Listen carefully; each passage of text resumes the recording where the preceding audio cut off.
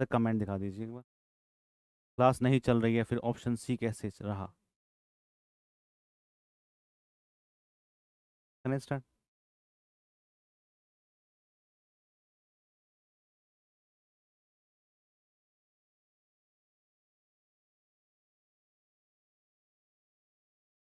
Good morning everybody, कैसे हैं आप सभी? एग्जाम में आप सभी का स्वागत है। मैं अवनीश। चलिए स्टार्ट करते हैं आज की क्लास। प्रीवियस क्लास के अंदर हमने लाइम मोटार कंप्लीट किया था, उसका पीडीएफ सस्ते नसीब वजह से गलत हो गया, लेकिन अब सही हो जाएगा आज। क्यों अभिषेक? हो जाएगा सही आज। तो आपको मिल जाएगी वो पीडीएफ भी। और आज हम जो करेंगे क्लास के अंदर वो एग्रीगेट करेंगे। आज आपकी दो क्लास होगी, एक अभी होगी एक रात को भी होगी 10 बजे, जहाँ पे हम आपका पेंट कंप्लीट करेंगे। ठीक है, तो अभी हम एग्रीगेट को कंप्लीट करेंगे। Good morning, good morning, good morning सभी को। Hello, hello. बढ़िया, करें स्टार्ट। तो आज आपका हम बीएमसी कंप्लीट करेंगे। और मैं चाहता था कल संडे, कल भी हम क्लास कर लेते हैं, तो कल हम आपके सर्वेइंग की क्लास करना स्टार्ट कर देंगे। तो कल आपके पास क्या 18 तारीख है, 19 को मैं क्लास नहीं लूंगा, 19 को फंक्शन। और सर 20 को क्लास ले सकते हैं हम? 20 को हाँ, मैं वो आपको बता दूंगा। ठीक है, ये जो हफ्ता जाने वाला है इसमें थोड़ा सा क्लास का डिस्टर्बेंस रहेगा। उसके बाद आपकी जो क्लास है वो टाइम से हुआ करेंगी, आपको बोलना नहीं पड़ेगा। इसलिए हम कल कर लेंगे, कल थोड़ा सा कर लेंगे क्लास तो ज़्यादा अच्छा रहेगा हमारे लिए भी। आपको ये लगेगा कि सर क्लास तो नहीं हो रही है, तो कल हम सर्वेइंग का क्लास कर लेंगे 3 घंटे का। तो उससे आइडिया हो जाएगा बहुत सारा कि यार 2-3 दिन की तो शांति पड़ जाएगी। ठीक है, करें स्टार्ट। चलिए फिर एग्रीगेट स्टार्ट करते हैं। ये सब क्यों दिखाते हो ये इन बच्चों को? इन्होंने तो सब ले रखा है कोर्स। चलिए क्वेश्चन नंबर फर्स्ट आपकी स्क्रीन पे आ गया, जवाब देंगे कि एग्रीगेट के बारे में थोड़ा पढ़ लेते हैं। क्वेश्चन में आपसे बोला गया है select the correct statement broken brick cross aggregate के बारे में बात की गई है। हम डिफरेंट टाइप के एग्रीगेट्स पढ़ते हैं। पहली बात तो ये, मंडे भी ऑफ है, ट्यूसडे भी ऑफ है, थर्सडे भी ऑफ है, फ्राइडे भी ऑफ है। अब बताओ। ठीक है, वैसे आपकी सैटरडे संडे हम ऑफ किया करेंगे, लेकिन पूरे हफ्ते क्लास चले तभी तो ऑफ करेंगे। पूरे हफ्ते क्लास चलो मत, सैटरडे संडे तुम ऑफ ले लो, फिर मास्टर मजे में और बाल के मजे में। आप सबको इनवाइट किया जा रहा है, शादी मेरठ में है, कार्ड आपको नहीं मिलेगा, वेन्यू हम बताएंगे नहीं। ठीक है, एक पार्टी ऑर्गेनाइज करेंगे बाद में, ठीक है, शादी के बाद, उसमें आपको बुला लिया जाएगा। चलिए, select the correct statement of the broken brick coarse aggregate के बारे में बात करेंगे। आपको पता है कि जो आपकी एग्रीगेट होती है वो प्रॉपर्टीज सबसे ज्यादा इस बात पे डिपेंड करेगा। पढ़ाऊं ना पढ़ाऊं तुम्हें? अब अभी चुप रहेंगे बिल्कुल, 1.5-2 घंटे चुप बैठो, उसके बाद जो भी आपके डाउट है सब ले लेंगे। देखो, यदि मैं आपके पास ब्रोकन ब्रिक कोर्स एग्रीगेट के बारे में बात करूंगा तो पहले समझो कि एग्रीगेट होता क्या है। आपके कंक्रीट के अंदर जो भी आपकी बॉडी बनी होती है 70-80% वो एग्रीगेट की ही बनी होती है। और एग्रीगेट कोई रिएक्शंस नहीं करता है आपके सीमेंट के साथ, या फिर इसके अंदर कोई केमिकल रिएक्शंस है। बस एक ही फायदा होता है कि इसके अंदर कोहेजननेस की प्रॉपर्टीज पाई जाती है। ठीक है, हाँ, वो भी आज ही कंप्लीट हो जाएगा ब्रिक भी। ठीक है, रात को 10 बजे के बाद 8 से 9 क्लास है एक आपकी यूट्यूब पे, उसके बाद हवन करेंगे रात को। ठीक है, उसमें सब कुछ आज पूरा बिल्डिंग मटेरियल कंप्लीट करके जाऊंगा मैं, चाहे कुछ भी करना पड़े मुझे। बस अब पढ़ाई कर लूँ, पढ़ा लूँ भाई मैं, डिस्टर्बेंस नहीं करेंगे बस अब कुछ भी। ओके, तो मैं आपको बता रहा था कि जब हम एग्रीगेट के बारे में बात करते हैं तो एग्रीगेट का मेन कंसर्न यही होता है कि आपके पूरे कंक्रीट की जो बॉडी बनी होती है वो एग्रीगेट की बनी होती है। अब एग्रीगेट में यदि आपने कोर्स एग्रीगेट को बनाया कैसे? आपकी ब्रिक को तोड़ तोड़ के बनाया। यदि आप अपनी ब्रिक को तोड़ के कोर्स एग्रीगेट में बनाएंगे तो उसकी कुछ प्रॉपर्टीज के बारे में बात की गई है, जैसे aggregate impact value should not exceed 50%, water absorption after 24 hours कितने से ज्यादा एक्सीड नहीं करना चाहिए, water soluble matter should not exceed 5%। All of these पे काम किया गया है। तो ये कोई सरकारी आंसर है इसका आंसर? क्यों? क्योंकि क्या है कि जब हम आपके पास अपनी ब्रिक को एज कोर्स एग्रीगेट यूज करेंगे तो उसमें इन सब प्रॉपर्टीज पे ध्यान दिया जाता है। उसके लिए हम ब्रोकन ब्रिक कोर्स एग्रीगेट की बात करते हैं। ये ब्रोकन ब्रिक कोर्स एग्रीगेट क्या होता है इसके बारे में लिखा हुआ है कि ये एक अच्छी खासी ओवर बंट ब्रिक होती है जिसमें कोई भी लाइम नहीं पाया जाएगा। यहां पे कोई सॉल्ट पार्टिकल्स या फिर लाइम कोई भी प्रेजेंट नहीं होने चाहिए। इसलिए हम इसको बोलते हैं, इसलिए हम उसको बोल देते हैं कि भैया ये आपके पास क्या होगा, ये आपके पास ब्रोकन ब्रिक कोर्स एग्रीगेट हो जाएगा। यहां पे वैसे आपको पता है कि ब्रिक के केस में first class, second class, third class brick पे काम करते हैं, वहां पे वाटर एब्जॉर्प्शन देखा जाता है। लेकिन यदि आप इसको as a coarse aggregate use करेंगे तो इसमें वाटर एब्जॉर्प्शन 24 घंटे के अंदर 25% से ज्यादा नहीं होना चाहिए, वही यहां पे लिखा हुआ है। और वाटर सोल्यूबल मैटर की वैल्यू जो होती है, जो वो आपके ऐसे मैटर जो वाटर के साथ सोल्यूबल फॉर्म में पाए जाएंगे। कल को जब आप एग्रीगेट को यूज करेंगे तो साथ में पानी भी यूज करेंगे, सीमेंट भी यूज करेंगे, तो ऐसा ना हो कि सीमेंट के साथ पानी के साथ ये रिएक्शन कर जाए। तो वहां पे क्या होगा, वहां पे ये आपके पास 1% से ज्यादा नहीं होना चाहिए। सर ऑप्शन चेंज है इसमें।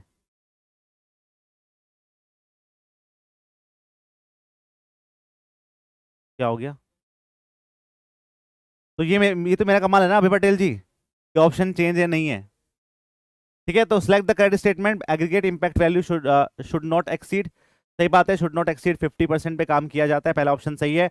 वाटर एब्जॉर्प्शन 24 आवर्स में 15%, नॉट एक्सीड 15%, ये बात यहाँ पे गलत लिखी हुई है। वाटर एब्जॉर्प्शन जो होगा वो आपका 25% से ज्यादा नहीं होना चाहिए, तो ये जो आपका बी ऑप्शन है वो गलत हो गया। ठीक है, देख लो अब तुम, मेरी बातों पे कभी भी विश्वास मत करना, सिर्फ पढ़ाई की बातें पे ध्यान रखना। जो मैं और बातें करता हूँ वो सब बकैती करता हूँ, समझ लेना इस बात को। दूसरा, water soluble matter should not exceed 5%, तो 1% ज्यादा नहीं होना चाहिए, तो ये भी आपका गलत हो गया। ये भी गलत है, ये भी गलत। ऑप्शन क्या आपके पास? ऑप्शन होगा ए सही। तो जो सरकारी आंसर लगाते हैं बच्चे की, इसका आंसर डी होगा, तो डी नहीं है। ठीक है, तो आंसर क्या होगा? आंसर आपका ए सही होगा। एग्रीगेट इंपैक्ट वैल्यू की इंपैक्ट में जब कैलकुलेट करेंगे तो ये वैल्यू आपकी 50% से ज्यादा एक्सीड नहीं करनी चाहिए, वाटर एब्जॉर्प्शन 25% और सोल्यूबल मैटर 1% से ज्यादा नहीं पाए जाते यदि आप अपनी ब्रिक को तोड़ तोड़ के कोर्स एग्रीगेट में कन्वर्ट कर रहे हैं। पहला क्वेश्चन समझ में आ गया, चलते हैं नेक्स्ट पे। ये करिए, क्वेश्चन नंबर 2 करेंगे। क्वेश्चन में आपसे बोला गया है, what are the standard for testing of a road macadam in a aggregate impact test. यदि आप एग्रीगेट इंपैक्ट टेस्ट करते हैं तो उसमें कौन सी इंस्ट्रूमेंट को यूज करेंगे, पहली बात तो ये है।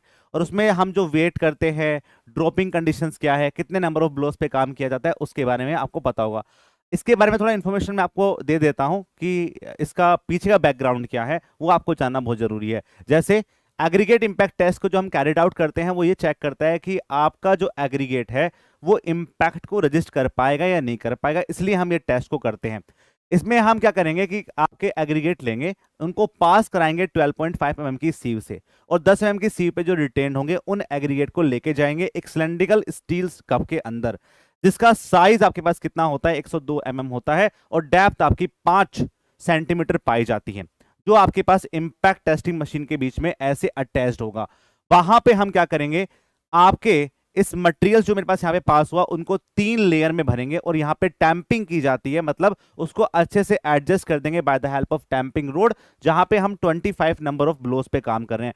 अभी तक हमने कोई भी इंपैक्ट कंडीशंस, ड्रॉप कंडीशंस नहीं करी है, बस हमने अपने उस इंपैक्ट टेस्टिंग मशीन के अंदर इस मटेरियल को फिल कर लिया है, जहां पे आपका स्टील कप का डायमीटर और डेप्थ में हमने इस मटेरियल को 3 लेयर में भर लिया होगा, वो हम यहाँ पे काम कर रहे हैं। फिर हम क्या करते हैं, हम एक मेटल का हैमर लेंगे जिसका वेट आपका 13.5 से लेके 14 केजी के बीच में पाया जाता है, और इसको हम ड्रॉप करते हैं फ्री फॉल ऑफ 38 सेंटीमीटर। ठीक है, वर्टिकल गाइड कंडीशंस पे काम करेगा, और हम यहाँ पे 15 नंबर ऑफ ब्लोस पे चेक करेंगे, और उसके बाद क्या होगा, जो मेरे पास ये एग्रीगेट है वो इस इंपैक्ट कंडीशंस की वजह से छोटे छोटे पार्ट में कन्वर्ट होगा, और जब ये कन्वर्ट होता है तो हम उसको पास कराते हैं 2.36 mm की सीव से, और जहां से ये परसेंटेज नीचे गिरता है उससे हम चेक करते हैं कि इसके इंपैक्ट टेस्ट की वैल्यू परसेंटेज में कितनी होगी। ये टेस्ट होता है पूरा का पूरा इंपैक्ट वैल्यू टेस्ट। आ रहा है बात समझ में? तो इसकी पूरी कहानी आपको समझ में आ चुकी है। बहुत से लोग बोलते हैं 25 नंबर ऑफ ब्लोस पे काम करता है, नहीं, ये आपके पास जो वेट होगा वो 14 केजी, 13.5 से 14 केजी के बीच में पाया जाएगा। दूसरा, इसको हम फ्री फॉल करेंगे 38 सेंटीमीटर से, और हम इसमें 15 नंबर ऑफ ब्लोस पे काम करते हैं। उसके बाद जो आपके पास छोटे छोटे एग्रीगेट बन जाएंगे क्रशिंग करने से, उसको हम पास करते हैं 2.36 mm की सीव से, और वहीं से हम ये सारी चीजें करते हैं। ठीक है, तो आंसर क्या इसका आंसर हो जाएगा यहाँ पे, what is the standard for the testing of the road macadam in the aggregate impact test 14 KG, 38 centimetre और 15 नंबर। यदि आप इतनी जानकारी रखेंगे इसके बारे में तो इसको आंसर फर्स्ट लगाने में आपको दिक्कत नहीं होगी। यदि आप डायरेक्ट रटोगे तो भूल जाओगे कि 38 था, 35 था, 25 था, 15 था, क्योंकि आपको पता है पूरा सिस्टम क्या हुआ है, इसलिए पूरी जानकारी दी जाती है पीछे की आपको। ओके, ए इसका answer for this question. Next करिए, क्वेश्चन नंबर थर्ड कहाँ गया? क्वेश्चन नंबर थर्ड मिसिंग है यार। चलो वो डलवा दूंगा मैं, वो क्वेश्चन अच्छा है, एक एक क्वेश्चन बहुत अच्छा था इसमें, बट अभी ये भी गलत लिख रखा है इन्होंने तो यार। भाई ये सिर्फ एग्रीगेट है, ठीक है, लाइम और स्टोन नहीं है, सही में सस्ता नशा कर रखा है इन्होंने। अब क्या ही बताऊं मैं। सर कितना परसेंट पास होना चाहिए? सब आएगा, सब्र, बेटा सब्र करो, सब आएगा, ठीक है, चलने दो पूरा। Next, which the following test is use to test the aggregate for the abrasion resistance. अब यहां पे लिखा हुआ है, यहाँ पे यदि मैं बात करता हूं Deval attrition test, Dorry abrasion test, Los Angeles test, all of the option are correct. इसमें बहुत सारे बच्चों को डाउट हो रहा था कि कब हम आपका एट्रिशन लगाएं या कब हम आपका एब्रेशन लगाएं। मैंने ग्रुप में चेक किया था, तो उसको भी पढ़ लेते हैं एक बार, नरेश जी ने पूछा था, मुझे लग रहा था। अब देख लेते हैं इसको। देखो, जब हम डेविल एट्रिशन टेस्ट के बारे में बात करते हैं, इसको ध्यान से पढ़ो क्या बोलना चाह रहे हैं। Deval attrition test is a which carried out to measure the rate of wear of granular materials. जितने भी आपके ग्रैनुलर मटेरियल्स होते हैं उनके अंदर हम चेक करते हैं कि कितना एब्रेशंस हुआ, कितना रेट ऑफ वियर और टीयर हुआ, उसको हम चेक करते हैं। वही आपका डेविल एट्रिशन टेस्ट होता है। यदि आप इसका बेस्ट एग्जांपल के बारे में बात करो, तो जो आपकी रोड बनाई है, उस रोड पे जो व्हीकल चलते हैं उसकी वजह से जो एब्रेशंस होता है, उसी को हम एट्रिशन टेस्ट के नाम से जानेंगे। और दैट इज मतलब कि इसके अंदर कोई भी ग्रैनुलर मटेरियल्स पाए जाएंगे, मतलब क्या है, granular, that is a cohesionless materials के अंदर जब भी हम चेकिंग करते हैं तो हम एट्रिशन टेस्ट करेंगे, और वही आपका चेक करता है कि ग्राइंडिंग एक्शन हुआ या नहीं हुआ, उसी को हम एट्रिशन टेस्ट के नाम से जानते हैं। यहाँ पे जो परसेंटेज ऑफ वियर है वो हम कैलकुलेट ऐसे करते हैं कि जो आपका नीचे मटेरियल आपने यूज किया उसका इनिशियल वेट क्या था, और जब आपने उसके ऊपर ग्राइंडिंग एक्शंस पे काम किया या फिर कुछ भी व्हीकल इसके ऊपर से गया तो लोड पड़ेगा ग्रैनुलर सेक्शंस पे, तो ग्राइंडिंग तो होगी, उसमें आपके पास कितना लॉस हुआ वेट का वो चेक करते हैं। ये आपका होता है एट्रिशन टेस्ट। अब बात की एब्रेशन टेस्ट की, इसके अंदर हम कोफिशिएंट ऑफ हार्डनेस को कैलकुलेट करते हैं। ये बेसिकली आपको कैलकुलेट करता है कि वेदरिंग ऑफ एग्रीगेट, बिल्कुल ध्यान सुनना, जब भी क्वेश्चन में आपसे एब्रेशंस में बारे में बात की जाए तो ये बोलेगा कि वेदरिंग एक्शंस की वजह से आपके एग्रीगेट की प्रॉपर्टीज चेंज हो जाती हैं। आप समझ रहे हो कि वेदरिंग एक्शन क्या होता है? क्या होता है एरियर के अंदर वेदरिंग एक्शन, बताइए। जब भी हम बात करते हैं कि वेदरिंग एक्शन की बात की जा रही है, तो एग्रीगेट के अंदर वेदरिंग एक्शन कौन सा पाया जाता है? जल्दी से बताइए, जल्दी से, मैं पानी पी लूं।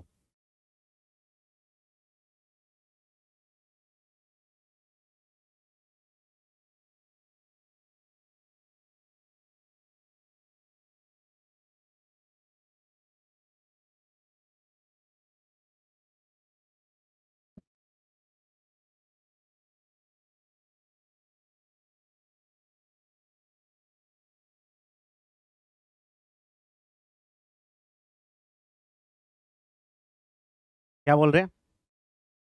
अल्कली एग्रीगेट रिएक्शन,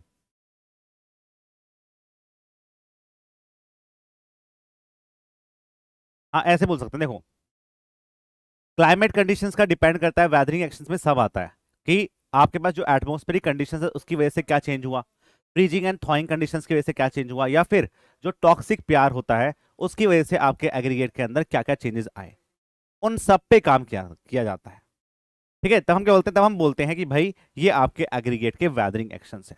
और उस पे जो हम चेक करते हैं कि भैया कितना चेंजेस हुआ, ये वर्ड बड़े इंपॉर्टेंट हैं। जब आपको ऑप्शन में लिखा जाएगा कि वेदरिंग एक्शंस की वजह से आपके एब्रेशंस को चेक किया जाए, क्योंकि इसके अंदर भी आपने एब्रेशंस रेजिस्टेंस पे काम किया, इस पे भी आप एब्रेशंस पे काम कर रहे हैं, लेकिन यहां पे देखो अलग अलग प्रोसेस है, काम सेम कर रहा है ये, ठीक है, लेकिन प्रोसेस अलग अलग है। कुछ बच्चे आपके एसएससी का पेपर हिंदी में देते हैं, कुछ बच्चे इंग्लिश में देते हैं, लेकिन बनना क्या है उनको, दोनों को जेई बनना है। ऐसे क्या होता है, दोनों टेस्ट में ही आपके पास एब्रेशंस कैलकुलेट होगा, वो आपके लोडिंग कंडीशंस पे डिपेंड करेगा, जहां पे आपकी ग्राइंडिंग एक्शंस पे काम किया जा रहा है, वहां पे वेदरिंग एक्शंस पे काम नहीं किया जा रहा है, बस वियर को चेक किया जा रहा है लोड कंडीशन की वजह से। ठीक है, जब आपसे बोला जाए कि हम डोरी एब्रेशन टेस्ट पे काम करेंगे और बोला जाए कि वेदरिंग एक्शन पे काम किया जा रहा है, उसकी वजह से एब्रेशन कर रहा है, तो आप एब्रेशन टेस्ट ही बोलेंगे। जब क्वेश्चन में कुछ ना दिया हो, बस लिखा हो rate of wear of stone पे काम कर रहा है या रेट ऑफ वियर पे काम कर रहा है, तो आप हमेशा एट्रिशन टेस्ट लगाएंगे। क्योंकि मैंने देखा कि ग्राइंडिंग नहीं देता है क्वेश्चन में। जब आप ग्राइंडिंग भी नहीं देगा तो आप समझ जाना कि सिर्फ इस सिंपल बात कर रहा है।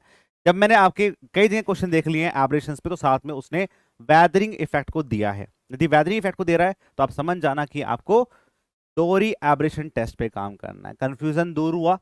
यहां पे हम चेक करते हैं 20 माइनस के loss of weight in gram by third. यहां से आपके कोफिशिएंट ऑफ हार्डनेस की वैल्यू चेक होती है।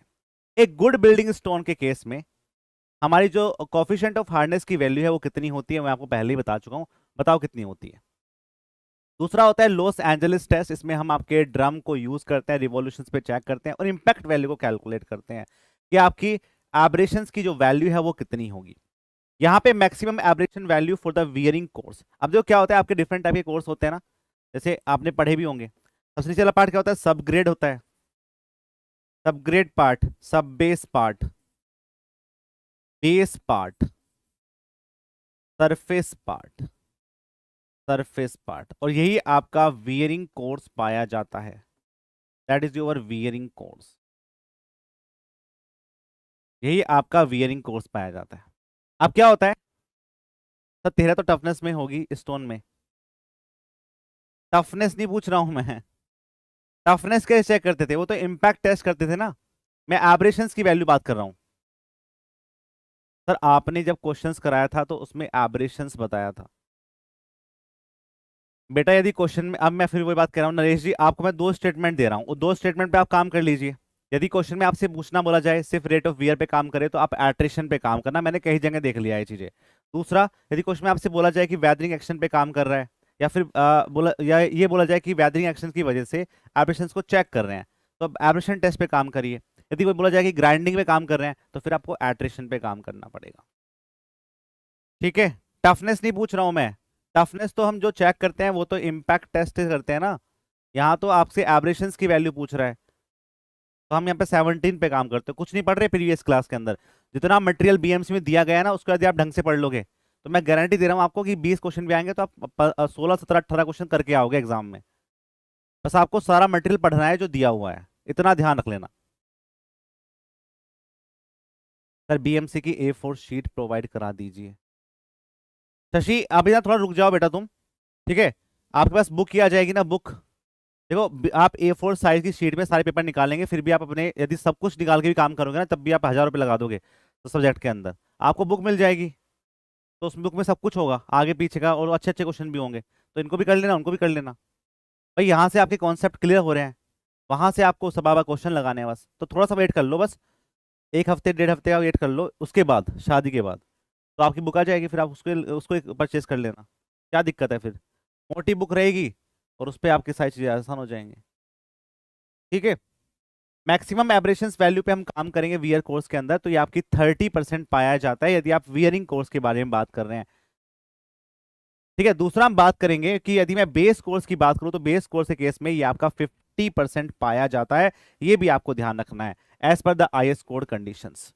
ठीक है, ये बात आपको ध्यान रखनी है, इस पर हम काम करें। मतलब कुल मिला के ये है कि यदि मैं एग्रीगेट के बारे में बात करूं कि उसके एब्रेशंस वैल्यू को यदि आपको कैलकुलेट करना है तो हम Deval attrition test, Dorry abrasion test, Los Angeles test, इन सब पे काम कर सकते हैं, ये आपको ध्यान रखना है।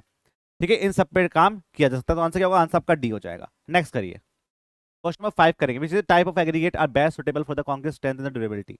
यदि आपको अपनी कंक्रीट के अंदर ये चाहना है कि आपकी कंक्रीट की जो स्ट्रेंथ है वो अच्छी रहे, तो हम किस टाइप के एग्रीगेट पे काम करें। आपने सोल में पढ़ा भी होगा कि हम डिफरेंट टाइप की ग्रेडिंग कंडीशंस करते हैं, ऐसे ही एग्रीगेट के अंदर ग्रेडिंग कंडीशंस पे काम किया जाएगा।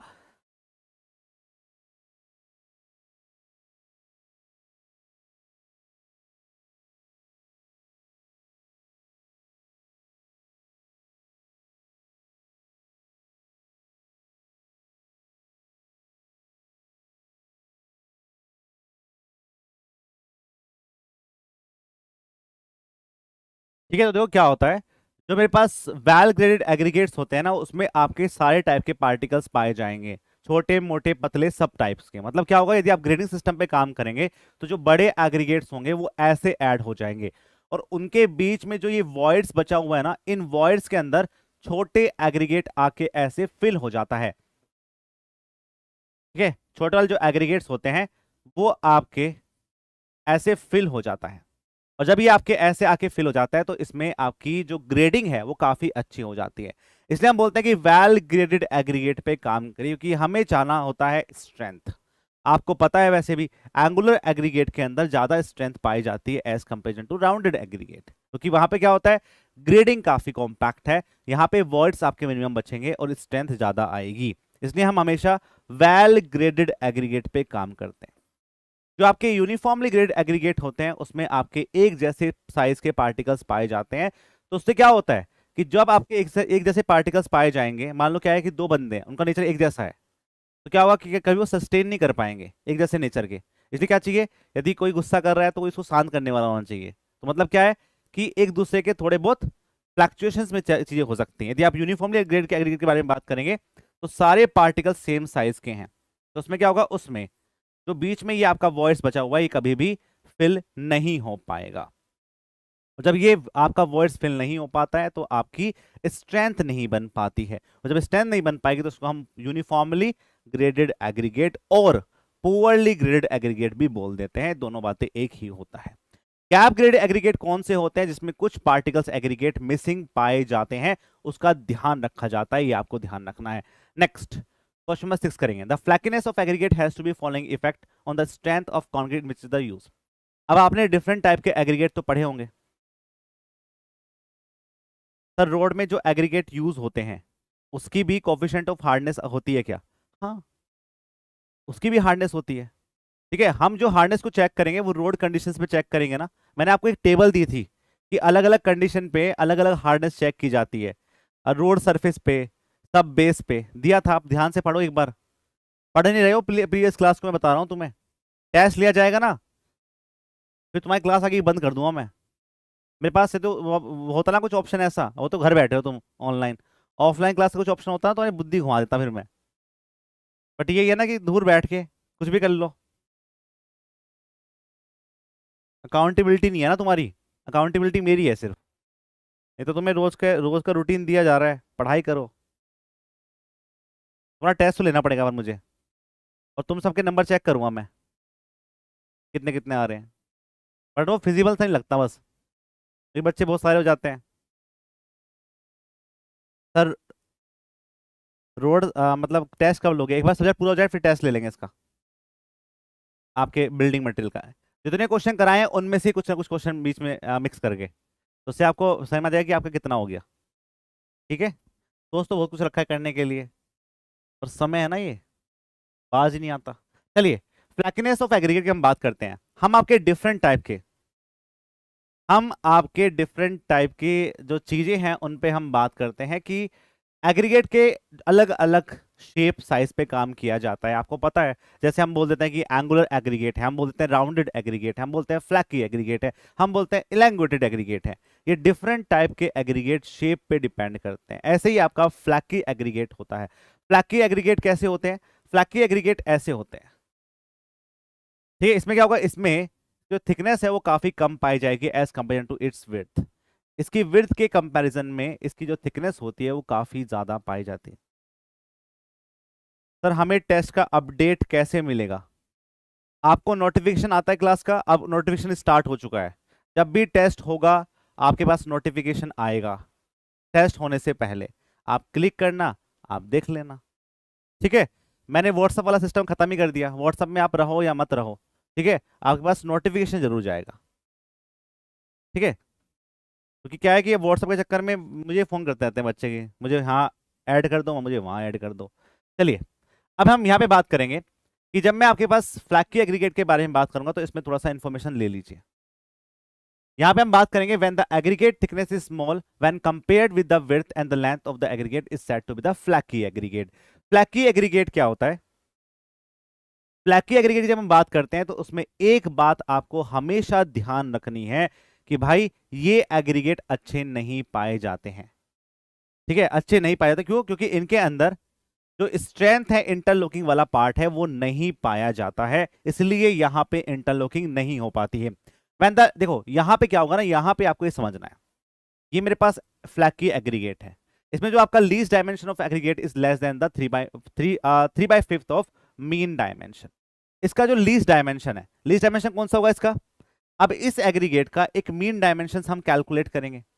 वो मीन डायमेंशंस डायमीटर पे डिपेंड करेगा कि यहाँ का डायमीटर कितना है, यहाँ का डायमीटर कितना है, और वहां से आपने मीन को कैलकुलेट कर लिया होगा।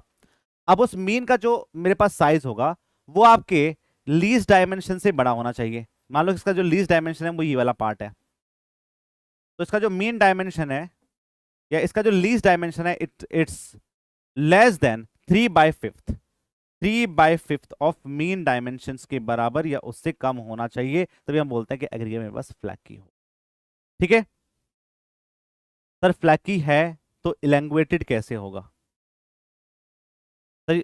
अच्छा, ये फ्लैकी है तो इलैंग्वेटेड एग्रीगेट कैसे पाए जाते हैं? टाइम देखो, यदि आप शेप की बात करेंगे तो शेप कंडीशंस में सारे सेम सेम ही पाए जाते हैं। ठीक है, फ्लैकी भी और इलैंग्वेटेड भी ऑलमोस्ट, लेकिन उनकी मीन डायमेंशंस पे काम किया जाता है कि यदि मैं आपकी मीन डायमेंशंस पे काम करूंगा तो वो आपके पास लिटिल डायमेंशंस का 9/5 पाया जाता है। सर मीन डायमेंशन थिकनेस हो, अभी मैं क्वेश्चन करवाता हूं। देखो मान लो कि मेरे पास क्या है, यहाँ पे आपने यहाँ एग्रीगेट की बात करी तो आपके पास डिफरेंट टाइप के एग्रीगेट होंगे, तो उन एग्रीगेट का मीन डायमेंशन आप कैलकुलेट कर लो, मीन डायमेंशन। और वो मीन डायमेंशन यदि आपका 3/5 है इसके पास, इसका लीस्ट डायमेंशन क्या होता है? थिकनेस वाला पार्ट। लीस्ट डायमेंशन का मतलब होता है थिकनेस, मीन मतलब सर डायमेंशन का एवरेज। सही बात है, मीन मीन तो वही होता है ना भाई, मेरे पास जो भी एग्रीगेट पाया गया उसका एक साइज होगा, उस साइज का आप मीन कैलकुलेट करिए। यदि वो मीन 3/5 ऑफ या ऐसा बोलो 5/3 ऑफ थिकनेस पाया जाता है तो हम बोल देते हैं दैट इज अ फ्लैकीनेस एग्रीगेट, ये आपका फ्लैकी होगा। ठीक है, अभी बात और ध्यान रखेंगे, ये जो हम सारा का सारा काम करते हैं ये एक सीव से पास करेगा, उसी पे काम करेंगे। यदि आपका एग्रीगेट का साइज, इफ एग्रीगेट साइज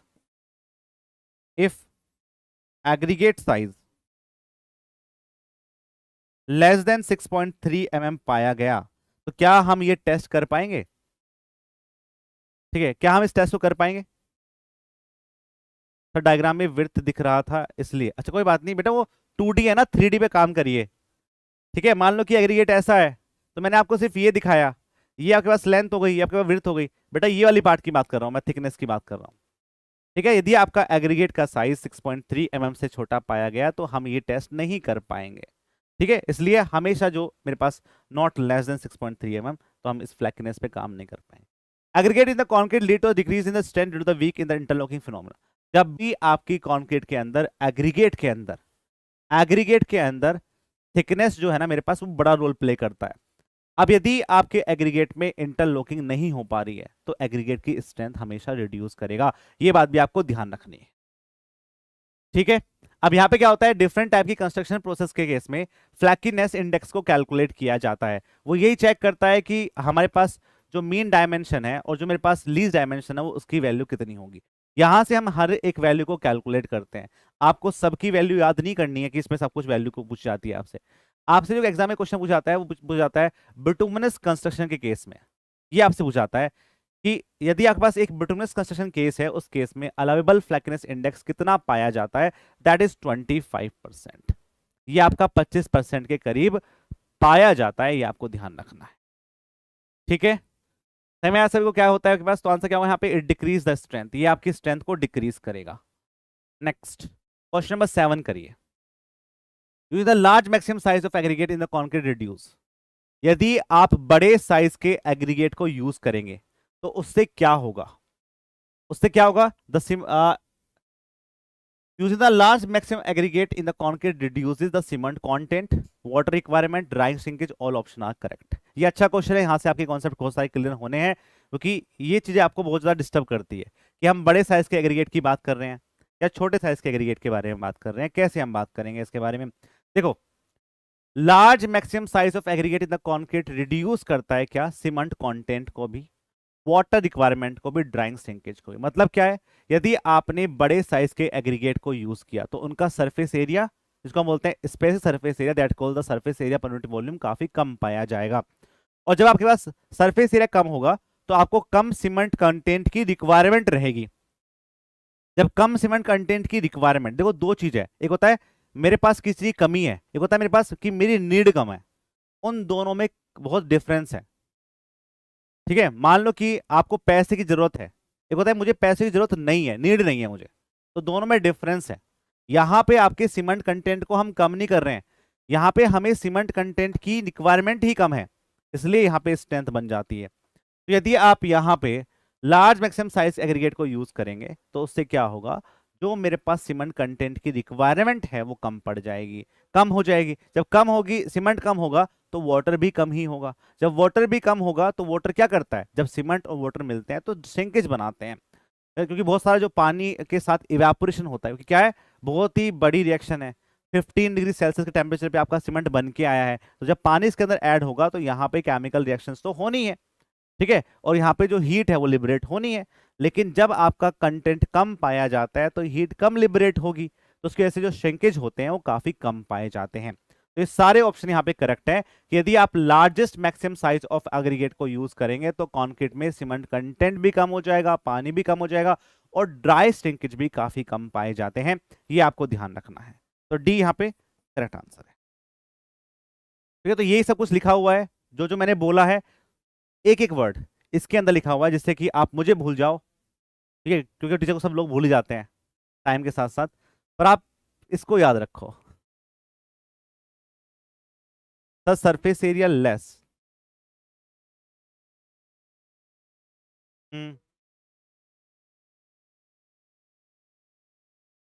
पढ़ो जरा ध्यान से इसको, ध्यान से पढ़ो उसको जयप्रकाश, देखो क्या लिखा हुआ है सेकंड लाइन में। In the case of large size aggregate total surface area to be weighted less. आपका जो सीमेंट पेस्ट ऐड होगा ना आपके एग्रीगेट पे वो कम पड़ेगा, वो कम पड़ेगा, उसके बारे में बात की जा रही है यहाँ पे। ठीक है, as there is a less water requirement, less amount of pore water is present in the void space, so the amount of evaporation take place which reduces dry shrinkage पे काम किया जाता है। ये आपको ध्यान रखना है, इतना ज्यादा सेंटी मत हो, तुम्हें भूलने थोड़ी दूंगा मैं।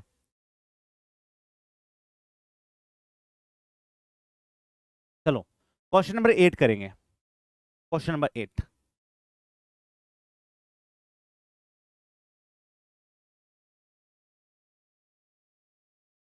the influence of a shape of aggregate in the strength and workability of concrete are given below in the statement S1, S2, S3, S4, with the which of the statement is correct।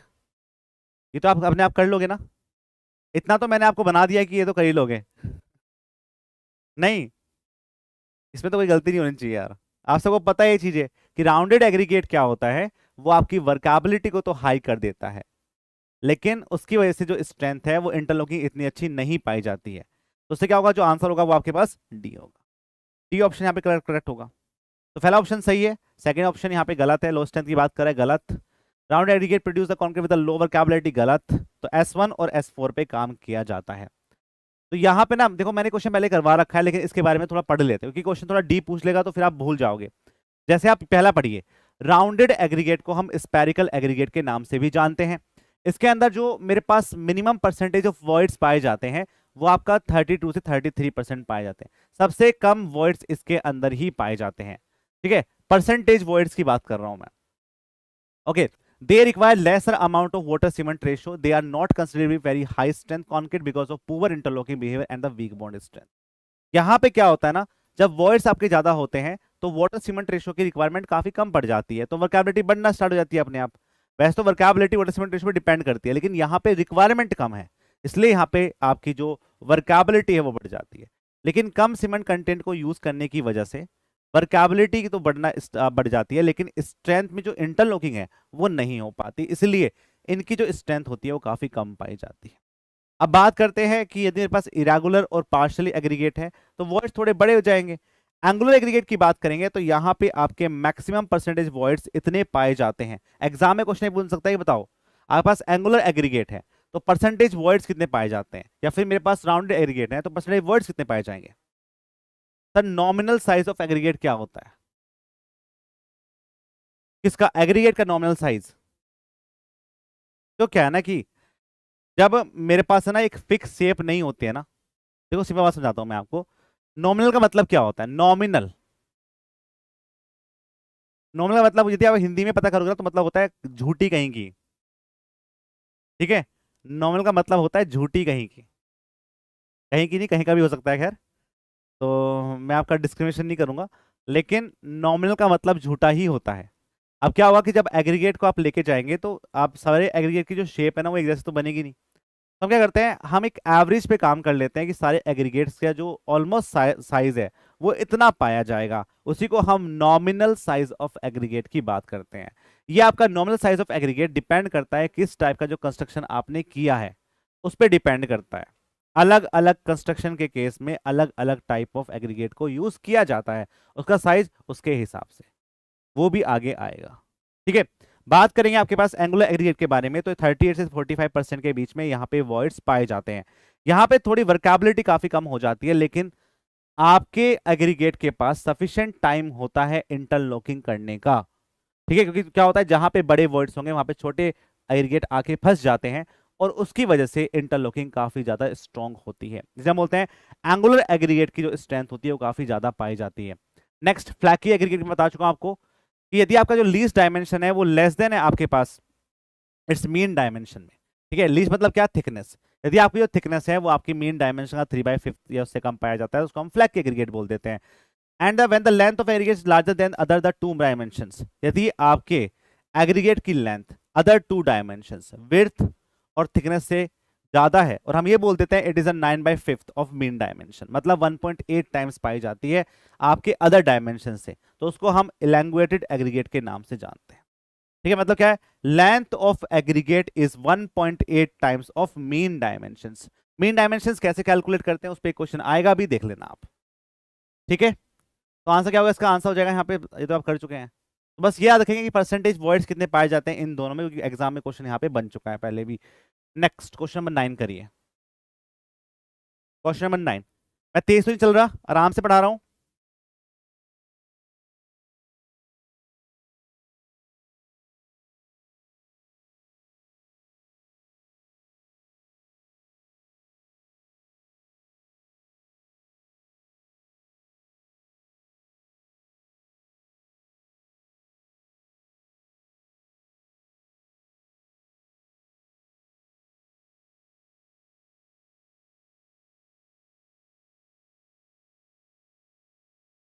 बताइए answer क्या है इस question का। Which the following pair of not matched correctly with the regard the course aggregate 10 mm size। अब देखो, अब कभी हम 40 mm का साइज यूज कर लेते हैं, कभी कभी हम आपके 20 mm के साइज पे काम कर लेते हैं, कभी हम 40 mm पे करेंगे, कभी हम 10 mm पे काम करेंगे। दिस डिपेंड ऑन द कहाँ पे कौन सा एग्रीगेट यूज करना है, आपका वर्क का प्रोपोर्शन क्या है उस पर डिपेंड करता है। जैसे हम बात करेंगे स्ट्रेंथ, 20% फाइन, टफनेस के लिए इंपैक्ट टेस्ट किया जाता है, हार्डनेस के लिए एब्रेशन टेस्ट किया जाता है, स्पेसिफिक ग्रेविटी के लिए हम पाइक्रोमीटर टेस्ट करते हैं एग्रीगेट की स्पेसिफिक ग्रेविटी को कैलकुलेट करने के लिए। लेकिन जो स्ट्रेंथ है वो 20% फाइन नहीं होती है, ये आपका ऑप्शन गलत है। जो बच्चों को लग रहा है सही क्या चल रहा है, हम तो कभी नहीं पढ़े इन चीजों को, तो पढ़िए इस चीज को। यहाँ पे हम जब भी आपके एग्रीगेट में डिफरेंट टाइप के टेस्ट करते हैं तो as per the IS code recommendation, कौन सा आईएस कोड यूज किया जाता है वो सारे आईएस कोड मैंने यहाँ पे लिखे हैं जो आपकी कंक्रीट के अंदर टेस्ट किए जाते हैं। ठीक है, जैसे मैं आपको से पूछूं कि क्रशिंग स्ट्रेंथ चेक करनी है तो क्रशिंग टेस्ट करेंगे। यहाँ पे जब हम क्रशिंग टेस्ट करते हैं तो इस आईएस कोड के रिकमेंडेशंस पे काम करते हैं, और वहां पे 10% फाइन पार्टिकल्स पे काम किया जाता है। 10% फाइन का मतलब क्या होता है, आप जब पूरा टेस्ट कर लेंगे उसमें जब आप सीव से पास कराएंगे वो प्रपोर्शन 10% से ज्यादा नहीं होना चाहिए, उस पर हम काम करते हैं, that is called the 10% fine.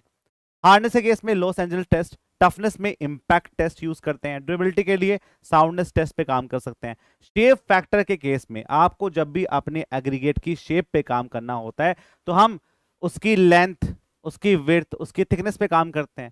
भाई फ्लैकी हो या फिर मेरे पास एंगुलर एग्रीगेट हो, उनको हम कैसे चेक करते हैं, हम उनकी गेज लेंथ पे काम करते हैं, हम उनकी विड्थ पे काम करते हैं, ऐसे तो चेक करते हैं, वही हम यहाँ पे काम कर रहे हैं। स्पेसिफिक ग्रेविटी के लिए हम आपके पाइक्रोमीटर टेस्ट पे काम करते हैं। मुझे यदि एडिशन चेक करना है, वियरिंग कोर्स पे आपने बिटुमन यूज करा होगा, यदि आपकी पेमेंट फ्लेक्सिबल होगी तो वहां पे हम स्ट्रिपिंग वैल्यू पे भी काम करते हैं कि एग्रीगेट की स्ट्रिपिंग वैल्यू क्या है। What is the meaning of stripping value, क्या मतलब होता है स्ट्रिपिंग का। आपको ये आईएस कोड याद नहीं करने हैं, ठीक है, यदि आपकी मेमोरी बहुत अच्छी है तो याद कर लो, लेकिन कोई जरूरत नहीं है, आप सिर्फ ये याद करिए कौन सा मेरे पास प्रॉपर्टी है एग्रीगेट की और उसके लिए हम कौन सा टेस्ट करते हैं। What is the meaning of strapping of? Stripping value का मतलब क्या होता है? एग्रीगेट की स्ट्रिपिंग वैल्यू का मतलब क्या होता है? बिटुमन एग्रीगेट को छोड़ देता है, ठीक है, मतलब ये दिल टूट जाता है। ये जो एग्रीगेट है ना मेरे पास 10% फाइन तो स्ट्रेंथ में आ रहा है बेटा, 20% की बात कर रहे हो, ठीक है, स्ट्रेंथ 20% फाइन पे काम कर रहे हो, ठीक है अर्पित। क्वेश्चन में आपका जो होना चाहिए वो आपका 10% फाइन टेस्ट होना चाहिए, ये अंतर है, बेवफा होना। तुम्हें बड़ा पता है प्रकाश जी?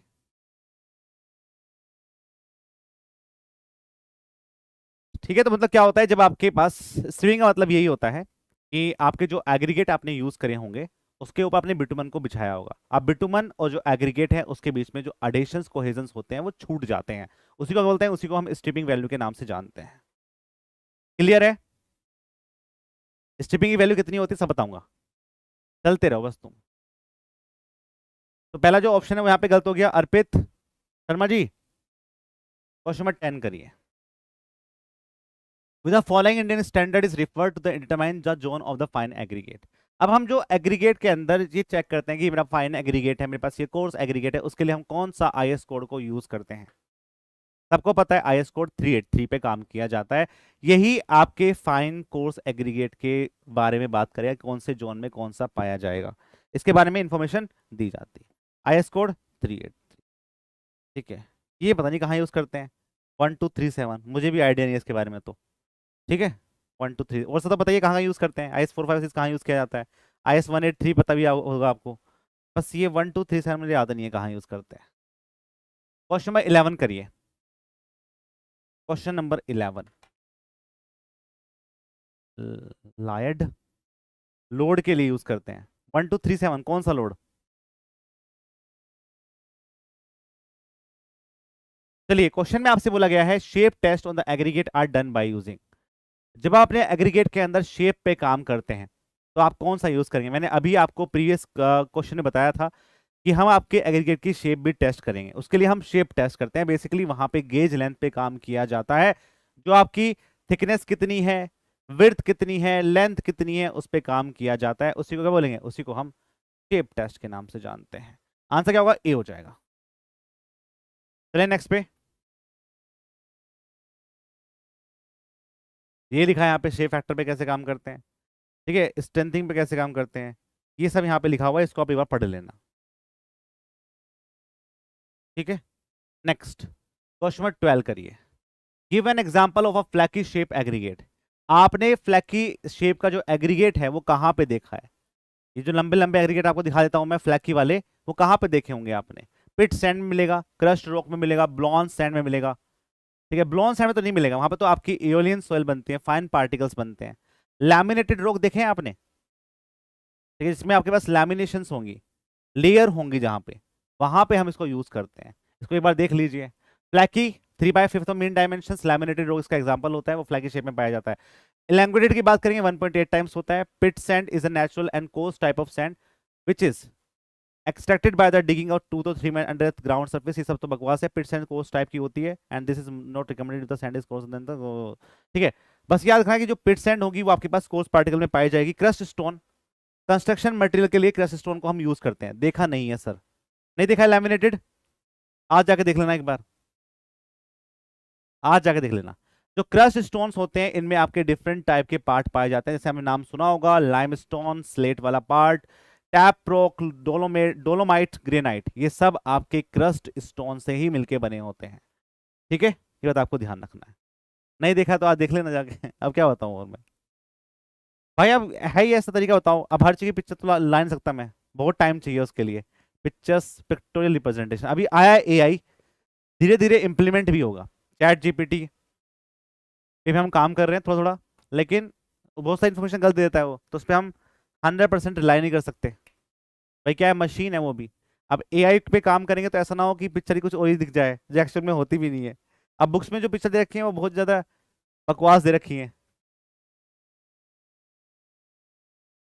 चलिए give an example for a flaky shape of aggregate. क्या है ये दो दो बार आ गया, सही में बता तो रहा हूँ, ये सस्ता नशा है और ये भी आपका सस्ता नशा है, तो क्वेश्चन नंबर 11 ही था। तो क्वेश्चन दे रहा चलो। जो आप ऐसा एआई बनाइए इमोशंस को समझे। बहुत ही बकवास चीज है इमोशन। ठीक है, इसके चक्कर में मत पड़ो। ये अभी तक नहीं आया।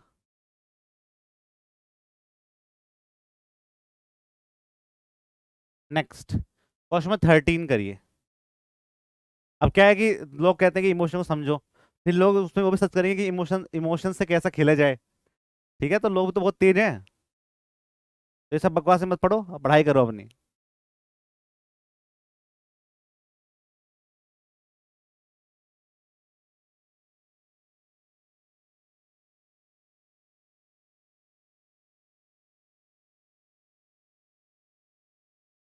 तो चटपटी बातें करनी है वो क्लास के बाद कर लेना। चलो, absorption capacity of an aggregate refers to a difference expressed in the appropriate proportions of the water content between। अभी क्या बोल दिया है, समझ में आ रहा है कुछ क्वेश्चन? ये समझ में आ रहा है क्वेश्चन क्या बोल रहा है? Absorption capacity of an aggregate refer to a difference expressed in the appropriate proportions water content between। ये पूछ रहा है कि जब आप अपने एग्रीगेट को यूज करेंगे, ठीक है, अब हम बात करेंगे यहाँ पे, जब भी मैं आपके पास एब्जॉर्प्शन कैपेसिटी पे काम करता हूं, तो मुझे ये चेक करना होता है कि एग्रीगेट के सरफेस पे कितना पानी या कुछ चिपक जाएगा। वही हम चेक करते हैं एब्जॉर्प्शन कैसे। ठीक है, देखो दो चीज होती हैं। एक होता है मेरे पास एग्रीगेट है, इसके सरफेस पे चिपकेगा बहुत सारा पानी। ठीक है, उससे में ज्यादा दिक्कत नहीं है, सरफेस के अंदर ना जाए। ये होता है क्या, इसको बोलते हैं एड्सॉर्प्शन, एड्सॉर्ब होना। एड्सॉर्प्शन की बात करते हैं। कुछ पानी ऐसा होगा जो इसके अंदर ऐसे पेनिट्रेट हो जाएगा, वो हमारे दिक्कत का वाला पार्ट है कि जब पानी इसके अंदर पेनिट्रेट करता है तो पानी के अंदर बहुत सारे सोल्यूबल मैटर भी हो सकते हैं, और हो सकता है कि उसके अंदर सिलिका भी हो डिजोल्व फॉर्म में। तो पानी के अंदर रिएक्शन करके टॉक्सिक लव को बना देता है, और वहां पे आपके पास क्या होगा, सिलिका एग्रीगेट रिएक्शन बन जाएगी, और वो अक्सर अंदर क्रैक बनाएगा। इसलिए हमें इस एब्जॉर्प्शन टेस्ट पे काम करना पड़ता है, और यही हम आपके वाटर कंटेंट पे कैलकुलेट करते हैं। उसके लिए एक फॉर्मूला होता है, ये फॉर्मूला आप ध्यान रखेंगे कि जो आपके पास यहाँ पे वाटर कंटेंट है या एब्जॉर्प्शन जो कैपेसिटी होती है, उसको हम कैलकुलेट करते हैं by the help of this WSSD minus के WOD डिवाइडेड बाय WOD। अब आप बोलोगे सर ये WOD क्या है? देखो क्या होगा कि हम ना एग्रीगेट पे ऐसे काम करेंगे कि हम ना फील्ड से एग्रीगेट को लेके आएंगे, और उसको ना हम सरफेस ड्राई कर देंगे। आपका जो एग्रीगेट है वो सैचुरेटेड है, उसके अंदर पानी कहीं ना कहीं भरा हुआ है, लेकिन सरफेस ड्राई हो चुकी है उसकी। ठीक है, यदि हम इस पे काम करते हैं उसको हम बोलते हैं WSSD। WSSD का मेन मतलब ही ये होता है कि वो वेट आपके एग्रीगेट का जिसमें आपकी सरफेस सैचुरेटेड है लेकिन एग्रीगेट आपका ड्राई है। हाँ वाटर, भाई जब भी हम आपके पास एब्जॉर्प्शन कैपेसिटी कैलकुलेट करते हैं तो हम उसको वाटर कंटेंट में कैलकुलेट करते हैं, वाटर कंटेंट में कैलकुलेट करेंगे। ठीक है, पानी तो देखना है हमें। दूसरा WAD क्या होगा, फिर एक बार मैंने उसका वेट कर लिया, ये क्या हुआ,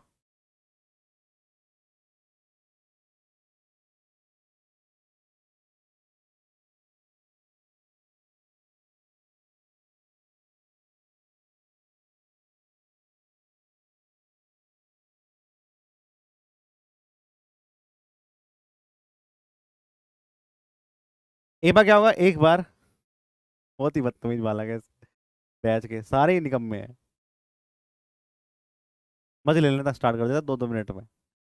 देखो टॉक्सिक लव बता दिया इन्होंने। हाँ लो मजे तुम, अभी टेस्ट दोगे तब मैं मजे लूंगा तुम्हारे। वक्त आएगा, हर आदमी एक दिन वक्त आता है।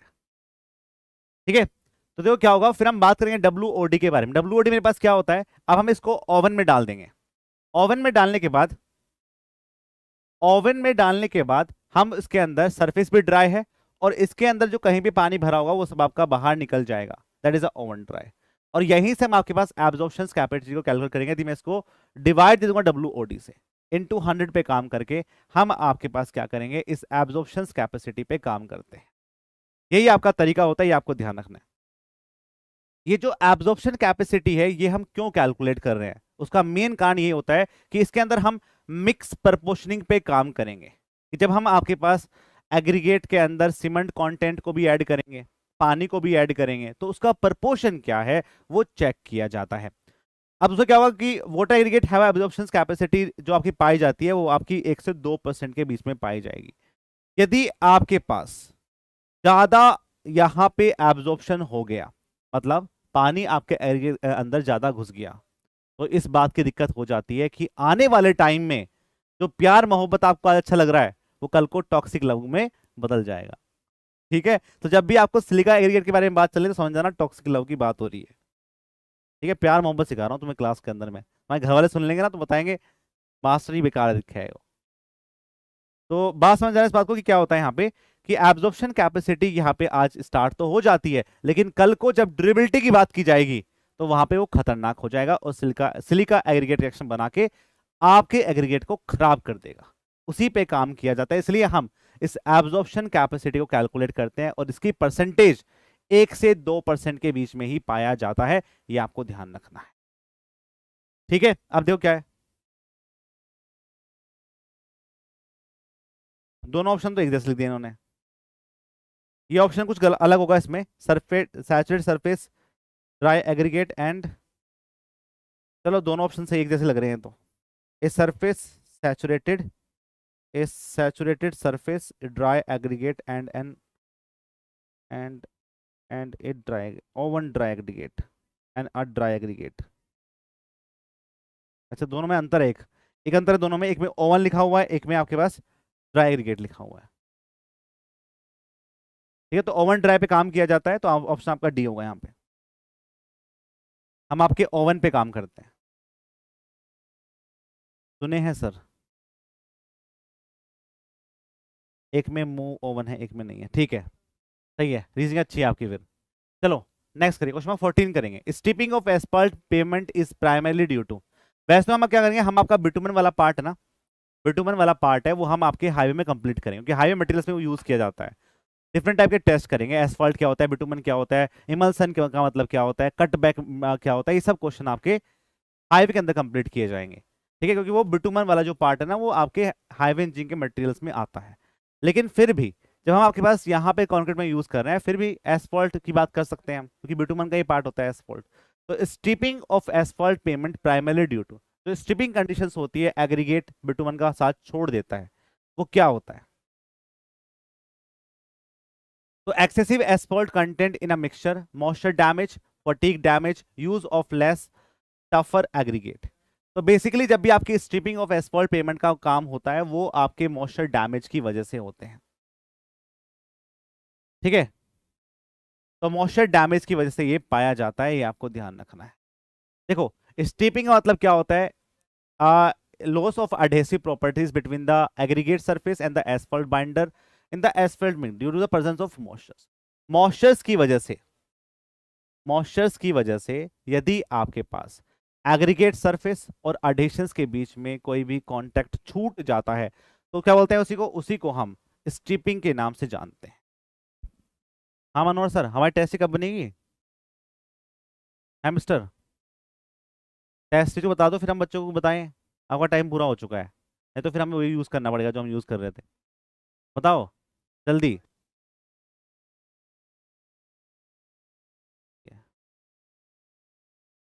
चलो क्वेश्चन नंबर 15 करिए।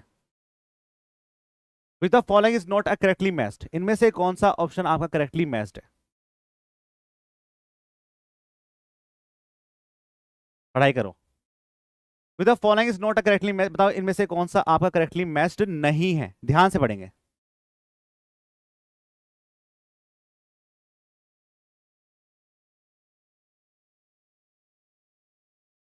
हे भगवान, लो कपिल शर्मा का शो देखते हैं, हमारा शो देख लो बालकों का मेंटल लेवल या कुछ ज्यादा ऊपर है।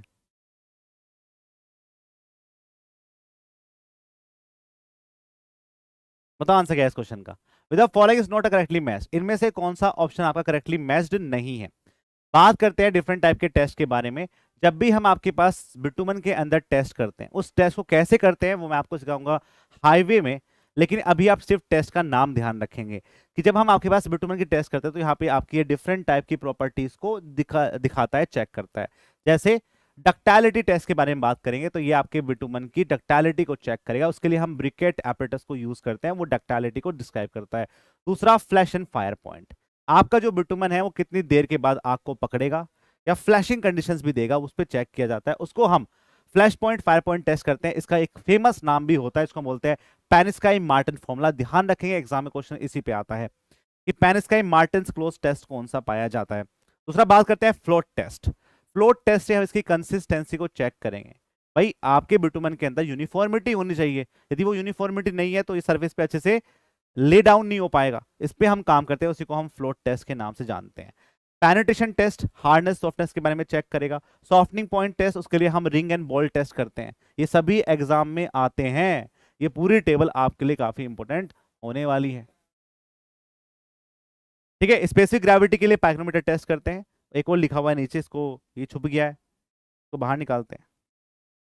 वाटर कंटेंट टेस्ट के अंदर हम आपके बिटुमन के अंदर वाटर भी, वैसे तो क्या होता है हम बोलते हैं कि बिटुमन इमल्शन का मतलब क्या होता है, क्या मतलब होता है बिटुमन इमल्शन का। जैसे आजकल ना बहुत हॉट टॉपिक हो चुका है एग्जाम का, बिटुमन इमल्शंस के बारे में, या फिर जो आपके बिटुमन से बनता है, जैसे एसफॉल्ट बनता है या फिर कटबैक बनता है या फिर इमल्शन बनता है, उस पर बहुत क्वेश्चन पूछ जा रहे हैं आजकल, तो उस पर भी हम अच्छे से काम करेंगे क्योंकि डीडी में पूछे गए थे बहुत सारे क्वेश्चन इस पे। ये देखो क्या होता है, कभी कभी ना ऐसे लोग मिल जाते हैं जिनमें बिल्कुल नहीं बनती है, मान लो कि ऐसे लोग, अब मैं ऐसा एग्जांपल दूंगा तो फिर आप हंसोगे पर सच तो यही है। मान लो कि संदीप कुमार के लिए ना हमने लड़की देखने गए थे, ठीक है, अब इनको लड़की पसंद नहीं आई पहली बारी में, ठीक है, मतलब इनको पसंद नहीं आई तो सामने वाले को पसंद नहीं आई ना, उसे पसंद आया कि ये क्या है ये आदमी ऐसे, तो क्या हो गया, लेकिन धीरे धीरे जब उनकी बातें होना स्टार्ट हो गई तो उनकी पसंद बढ़ गई। तो क्या होता है, ऐसे बिटुमन होता है, बिटुमन के अंदर आप पानी को ऐड नहीं कर सकते,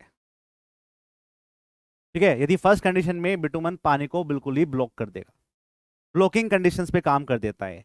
लेकिन जैसे जैसे यदि मैं एक ऐसे टेम्परेचर पे काम करूं या एक ऐसी एटमॉस्फेरिक कंडीशंस पे काम कर दूं कि आपके पानी को बिटुमन के अंदर ऐड किया जा सके, ठीक है, ऐसे टेम्परेचर, एक ऐसा टेम्परेचर तो होगा जहां पे दोनों एक दूसरे को कंबाइंड कर सके, जब एक दूसरे को कंबाइंड कर जाते हैं उसी को हम बिटुमन इमल्शन का नाम देते हैं। ठीक है, बस क्या है, लोगों में गलती नहीं है, बस एक एटमॉस्फेयर की गलती है, यदि वो आपका चेंज हो जाएगा तो चीजें आसान हो जाती हैं। समझ आ चुका है, तो बिटुमन इमल्शन मतलब क्या होता है, एक ऐसा टेम्परेचर रेंज जहां पे दोनों के अंदर हम केमिकली कंबाइंड कर सके, क्या बोलते हैं उसी को हम बिटुमन इमल्शन का नाम देते हैं। ठीक है, नेक्स्ट क्वेश्चन आंसर क्या है इसका, आंसर हो जाएगा बिटुमिनस मिक्स डिजाइन के लिए केस में हम मार्शल मिक्स डिजाइन करते हैं। फ्लोट टेस्ट वाटर कंटेंट को कैलकुलेट करता है, फ्लोट टेस्ट पेनिट्रेशन टेस्ट के लिए हार्डनेस चेक करते हैं। लॉस एंजल्स से हम आपके पास, अब देख लो कि फ्लोट टेस्ट से हम आपकी कंसिस्टेंसी को चेक करते हैं, नॉट वाटर कंटेंट, तो बी ऑप्शन यहाँ पे गलत है। कहाँ जा रहा है, इधर आ भाई, तो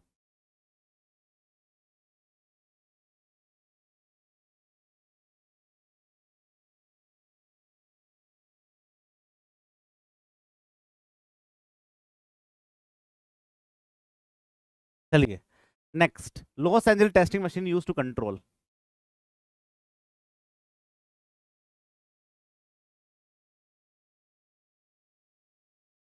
बताइए आंसर क्या है इसका। अब देखो, अब खुश हो जाने दो यार थोड़ी देर के लिए। चलो, लॉस एंजलिस टेस्टिंग मशीन की हम बात करते हैं तो abrasion test, impact test, attrition test, crushing strength test पे काम। देखो जब भी हम लॉस एंजलिस टेस्टिंग मशीन पे काम करते हैं ना, तो वो आपके एब्रेशन को चेक करेगा, एट्रिशन एकदम से नहीं होता है, एब्रेशन को चेक करने के बहुत सारे तरीके हैं, ठीक है, तो it is calculate the abrasion, abrasion test पे काम करते हैं, ये आपको ध्यान रखना है।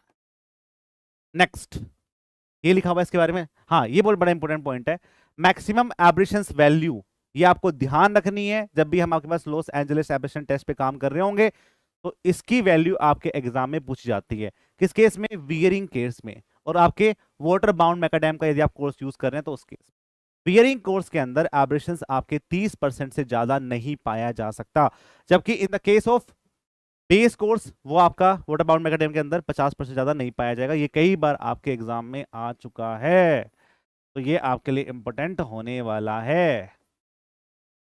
तो मैंने 3 सितारे दे दिए हैं, 3 स्टार टॉपिक है ये। नेक्स्ट, ये भी हम कर चुके हैं वैसे तो, क्वेश्चन नंबर 17 करिए, question number 17। Consider following statement regarding the cyclopean aggregate. यदि आप साइक्लोपियन एग्रीगेट के बारे में बात करेंगे तो वो कौन से टाइप के एग्रीगेट पाए जाते हैं? बोलो भाई। तो जो साइक्लोपियन एग्रीगेट होते हैं वैसे तो उनका साइज 70 mm से हम बड़ा बोल देते हैं, लेकिन ऑप्शन में आपका मैच नहीं कर रहा तो हम बोलेंगे it is more than 150 mm। ये आपके 150 mm से बड़े होंगे। Size of aggregate less than, question number option number 2 तो गलत है। ये गलत हो गया तो ये भी गलत हो गया, ये भी गलत हो गया। High slump value, higher temperature rise due to heat of hydration. बताइए, भी आंसर आ रहे हैं? सही बात। देखो, जब भी हम आपके पास साइक्लोपियन एग्रीगेट के बारे में बात करेंगे तो हम यहाँ पे लो स्लम्प पे काम करेंगे, हाई स्लम्प पे काम नहीं कर पाएंगे।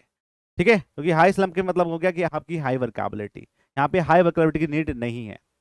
ठीक है, तो ये आपके हाई टेम्परेचर राइज करेगा तो उसका हीट ऑफ हाइड्रेशन काफी बढ़ जाता है, क्योंकि एग्रीगेट का साइज काफी बड़ा है, वहां पे आपका सीमेंट कंटेंट ज्यादा होगा। सीमेंट कंटेंट की क्वालिटी यदि ज्यादा है, क्वांटिटी ज्यादा है, तो आपके पास हाइड्रेशन के चांसेस बढ़ जाए। तो टेम्परेचर को बढ़ाने से हीट ऑफ हाइड्रेशन बढ़ता है, ये हम पहले ही पढ़ चुके हैं। फाइनेस बढ़ाओ, टेम्परेचर बढ़ाओ, रेट ऑफ हाइड्रेशन अपने आप ही बढ़ जाएगा। वो हम काम करते हैं तो ऑप्शन क्या होगा, 1 और 4 हो जाएगा। पी इसका answer for this question. Next, अब इसके बारे में तो कुछ लिखा हुआ है कि कैसे मिलके बना होता है। आपका सर मुझे व्हाट्सएप ग्रुप में ऐड कर लो, बताओ कर लूं ऐड तुम्हें? रहा नहीं जाता तुम पे बिना व्हाट्सएप ग्रुप के।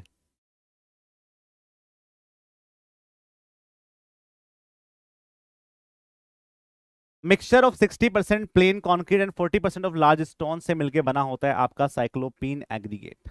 ठीक है, it is a stiff in nature होगा, लो स्लम्प वैल्यू पे काम किया जाता है because of use of large size aggregate की वजह से।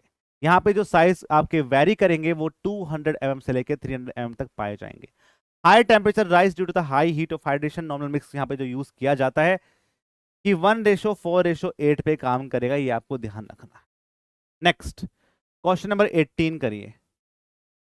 क्वेश्चन नंबर 18 पढ़ लो यार, पढ़ लो। ठीक है, देखो हंसी मजाक मेरा करने का नेचर है, क्योंकि मैं चाहता हूं कि आप बिल्कुल माइंड रिलैक्स होकर पढ़ाई करें, दिमाग में आपकी कुछ चीज़ें और ना चलें उस टाइम पे। और जब आप बिल्कुल इजीली फ्रीली पढ़ते हैं ना तो चीज़ें ज़्यादा याद रह जाती हैं। ठीक है, लेकिन हमारा जो मेन फोकस है वो ये है, इसको मत भूलना। ठीक है, वो सब तो चलता रहेगा।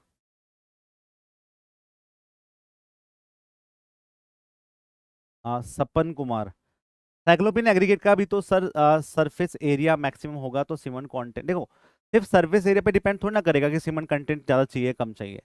आपके पास क्या होता है, जो साइक्लोपिन एग्रीगेट्स होते हैं ना वो आपके बेसिकली सेम साइज के पाए जाएंगे। तो क्या होगा वहां पे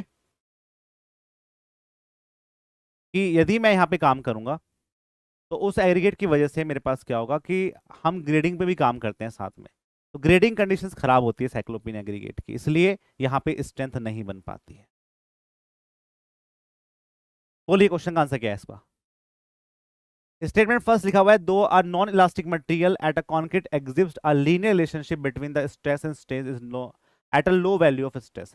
the modulus of elasticity of concrete is depend on the elastic property of aggregate and on a curing properties. ये सिंपल सवाल है, वैसे तो ये आपके आरसीए क्वेश्चन है, लेकिन ये बोल रहा है कि जो स्ट्रेस स्ट्रेन की रिलेशनशिप होती है वो फिर भी इलास्टिक पाई जाती है। सही बात है। वैसे तो कॉन्क्रीट मेरे पास क्या है, ऐसा मटेरियल की बात करेंगे तो इलास्टिक मटेरियल नहीं है, लेकिन लो स्ट्रेस कंडीशन के केस में हम इसको इलास्टिक प्रॉपर्टी पे मान सकते हैं, तो पहला ऑप्शन तो सही है। दूसरा, मॉडुलस इलास्टिसिटी जो हमारे पास ईसी होता है, EC EC is equals to, यदि मैं शॉर्ट टर्म की बात करूंगा तो it is depend on the 5000 root F C के as per the IS code 456/2000।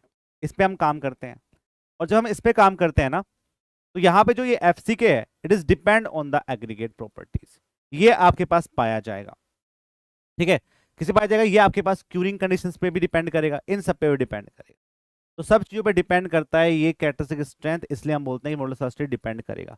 दोनों ऑप्शन सही है, लेकिन यहाँ पे स्ट्रेस स्ट्रेन की बात की जा रही है और यहाँ पे आपके इलास्टिक मॉडुलस की बात की जा रही है, इसलिए दोनों में कोई रिलेशन मैच नहीं कर रहा है। इसलिए हम बोल देते हैं कि भैया यहाँ पे जो ऑप्शन होगा वो आपका बी से होगा। Both statement are correct but second is not correct explanation of first. ठीक है, तो आंसर यहाँ पे ए नहीं होगा, ऑप्शन यहाँ पे बी होगा। यदि यहाँ पे भी स्ट्रेस के बारे में बात की जाती तो हम बोल देते कि इसका ये करेक्ट एक्सप्लेनेशन दे रहा है। ठीक है, तो बी यहाँ पे करेक्ट आंसर है। Next, first and second explanation is not right. First नहीं, एक्सप्लेनेशन मतलब सेकंड वाला जो है ना वो फर्स्ट को एक्सप्लेन नहीं कर रहा है, अपने आप को इंडिविजुअल एक्सप्लेन कर रहा है। हाँ, ऐसा बोल सकते हैं। ये तो बिल्कुल सिंपल सवाल है सर, एक बार स्टेटमेंट फर्स्ट समझा दीजिए। ये बोल रहा है कि मेरे पास जो as through a non elastic material concrete exist a linear relationship. भाई जो आपका कॉन्क्रीट है वो किससे मिलकर बना है? कोर्स एग्रीगेट से मिलकर बना, फाइन एग्रीगेट से मिलकर बना, सीमेंट से मिलकर बना। इसकी वजह से क्या होता है, इसके अंदर इलास्टिक प्रॉपर्टी नहीं पाई जाती है। इलास्टिक मतलब क्या होता है, आपने लोड लगाया, हटाया और अपनी पोजिशन पे वापस आ गया, that is called the elastic condition ना। लेकिन कॉन्क्रीट में ऐसा नहीं होता है। फिर भी एक लोअर स्ट्रेस कंडीशन पे हम मान सकते हैं कि यहाँ पे क्या होगा, इलास्टिक कंडीशन पे काम किया जा सकता है। यही की बात कर रहे हैं यहाँ पे। ठीक है, तो both statement first and second are individually, ये तो हो चुका है। Next, aggregate is said to be flaky. यदि आपके पास least dimension 3/5 of mean dimension रहेगा तो यहाँ पे हम इसको फ्लैकी एग्रीगेट के नाम से जान सकते हैं, ये आपको पहले ही पता है। नेक्स्ट करिए।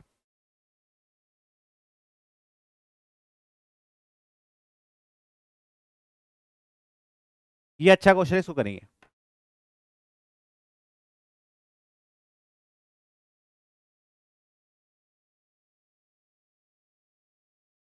सर वाटर बाउंड मैकेडेम के अंदर इलास्टिक डिजाइन करते हैं, हाँ जी करते हैं। ठीक है, अब जो लोडिंग कंडीशंस पे डिपेंड करता है ना कि हमें क्या करना है। ऐसे तो हम WSM भी करते हैं इलास्टिक कंडीशंस पे, इलास्टिक थ्योरी पे डिपेंड करता है वो। ठीक है भैया, आप जब WSM कंडीशंस पढ़ते हैं RCC के अंदर तो वो इलास्टिक थ्योरी तो होती है, जबकि LSM नहीं होता इलास्टिक थ्योरी, उसमें स्ट्रेस स्ट्रेन कर्व आपके अलग बनते हैं। Next, for the aggregate ratio is order 2 of dash, the vocabulary is independent of the aggregate cement ratio। अब मुझे बताओ कि जो ये एग्रीगेट सीमेंट रेशो है ना, ये क्या है मेरे पास? एग्रीगेट सीमेंट रेशो, देखो दोनों में ना अंतर है। आप हर जगह ये पढ़ के आते हैं, आप जब ये पढ़ के आते हैं कि भाई सीमेंट बाय एग्रीगेट रेशो जब बढ़ेगा, सीमेंट बाय एग्रीगेट रेशो जब आपके पास बढ़ जाएगा, सीमेंट बाय एग्रीगेट रेशो जब आपका बढ़ेगा तो आपके कंक्रीट की स्ट्रेंथ बढ़ जाती है। Sir aggregate cement ratio workability को अफेक्ट करता है सर, तो ये डिपेंड हुआ ना। क्वेश्चन पढ़ो अर्पित शर्मा जी। शर्मा जी से तो मैं थोड़ा सा उम्मीद कर सकता हूँ क्या? हमारा तो बहुत नाम बदनाम कर दिया सबने, बता रहा हूँ।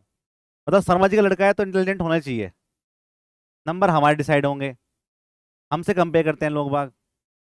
अब आजकल रोहित शर्मा चल नहीं रहा है तो बोल रहे हैं कि शर्मा जी का लड़का कहीं और लग रहा है आजकल, तो हमसे क्यों इतनी एक्सपेक्टेशन है?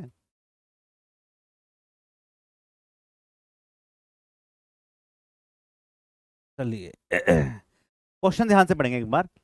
For an aggregate ratio is ordered to be dash, the workability is independent of the aggregate cement ratio। मैंने ये नहीं बोला कि एग्रीगेट सीमेंट रेशो आपकी वर्केबिलिटी पे डिपेंड नहीं करता, लेकिन मैं ये बोलना चाह रहा हूं कि किस एग्रीगेट रेशो पे, किस एग्रीगेट रेशो पे यदि एग्रीगेट की रेशो की वैल्यू इतनी होगी तो उस टाइम पे aggregate by cement ratio is not depend on the workability.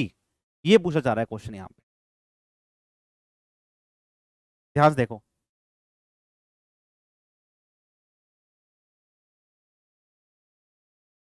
तो मैं क्या बोलना चाह रहा हूं, ये पूछा जा रहा है कि किस एग्रीगेट रेशो पे, यदि आप यहां पे एग्रीगेट रेशो कैलकुलेट करेंगे, किस रेशो पे आपके पास जो वर्केबिलिटी है वो आपके एग्रीगेट सीमेंट रेशो से इंडिपेंडेंट हो जाएगा।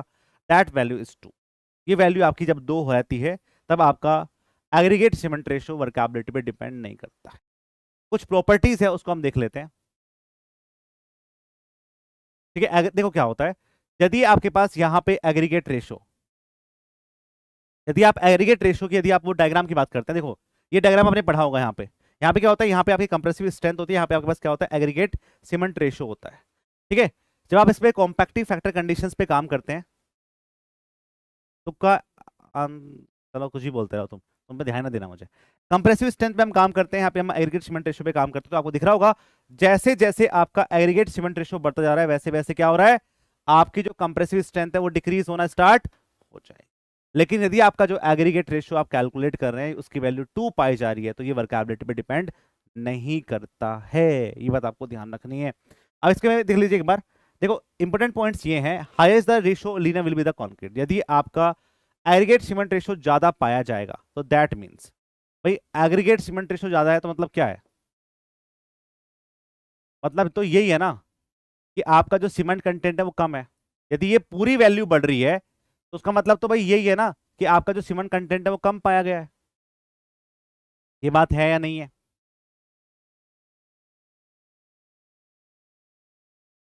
बोलो। ठीक है, उसका मतलब यही है, उसका मतलब तो यही है कि जब आपका सीमेंट कंटेंट कम होगा तो आपके पास क्या होता है। और मैंने बोला है, हम कब बोलते हैं कि लीन मिक्स है, हम कब बोलते हैं हार्श मिक्स है। लीन मिक्स या हम बोल देते हैं कि मेरे पास एक गुड मिक्स है। तो ये डिपेंड करता है सीमेंट कंटेंट की क्वांटिटी पे। अब क्या होता है, यदि सीमेंट कंटेंट काफी कम पाया गया तो लीना बनेगा आपके पास कंक्रीट। तो कंक्रीट आपका लीन हो जाता है यहाँ पे। अब पेस्ट अवेलेबल लोकेशन यहाँ पे कम रहेगा। ठीक है, उसकी वजह से क्या होगा, वर्केबिलिटी यहाँ पे रिड्यूस करेगी। देखो वर्केबिलिटी आपके सीमेंट कंटेंट पे भी डिपेंड करता है। वाटर सीमेंट रेशियो के बढ़ने से सिर्फ वर्केबिलिटी नहीं बढ़ती है। हम बोल सकते हैं कि बढ़ गया, लेकिन जब वो बाद में काम करेगा तो वर्केबिलिटी ब्रॉड टर्म है। वो आपकी जमाने पे भी, ट्रांसपोर्ट करने पे भी, इजिली प्लेस करने पे भी, ड्यूरेबिलिटी पे भी, सब पे डिपेंड करेगा। यदि आप सीमेंट कंटेंट कम कर देंगे तो कहीं ना कहीं वाटर सीमेंट रेशियो पे डिपेंड करता है वो। ठीक है। हाँ, लीन मिक्स और आपके पास रिच मिक्स में आपको पहले बता चुका हूँ। तो ये चीज आपको ध्यान रखना है कि with increase in the cement aggregate ratio strength of concrete will decrease. सही बात है। जब आपका लीन मिक्स बनेगा तो स्ट्रेंथ कहाँ से बढ़ जाएगी भाई, तो यहाँ पे आपकी वर्केबिलिटी और दोनों, आपकी जो स्ट्रेंथ है वो दोनों रिड्यूस करता है यदि आप एग्रीगेट सीमेंट रेशियो पे काम कर रहे हो। यहाँ पे जो मिक्स बनेगा वो आपका लीन मिक्स बनता है। इसलिए आपका जो डायग्राम है वो ऐसा जाता है, ऐसा जाता है, ऐसा जाता है। याद हो गया? एग्जाम में बहुत परेशान करता है ये। यदि उल्टा दे देगा आपसे, सीमेंट बाय एग्रीगेट दे देगा तो सब चीजें आपकी अब उल्टी हो जाएंगी। अब सीमेंट कंटेंट बढ़ गया, अब आपके पास क्या बनेगा, रिच मिक्स बनेगा। अब आपकी स्ट्रेंथ बढ़ जाएगी, अब आपकी जो वर्केबिलिटी है वो बढ़ जाएगी। ठीक है, तो उल्टा देख लेना एक बार कि आपसे एग्रीगेट बाय सीमेंट रेशो पूछा है या फिर सीमेंट बाय एग्रीगेट रेशो पूछा है। तो ऐसे घुमा के पूछता है आजकल। ठीक है, और हम उसे घुमा देंगे। नेक्स्ट क्वेश्चन 21 करिए। Light weight aggregate are obtained from. यदि आप लाइट वेट एग्रीगेट को कैलकुलेट करेंगे तो वो कैसे कैलकुलेट होगा?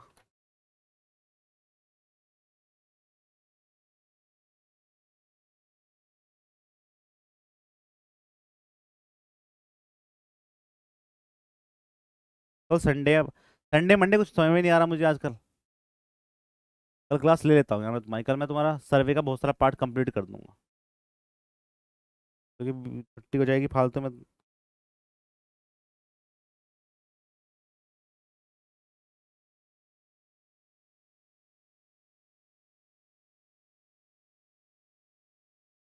चलिए, the light weight aggregate are obtained from sedimentary rock, metamorphic rock, igneous rock and the volcanic sources.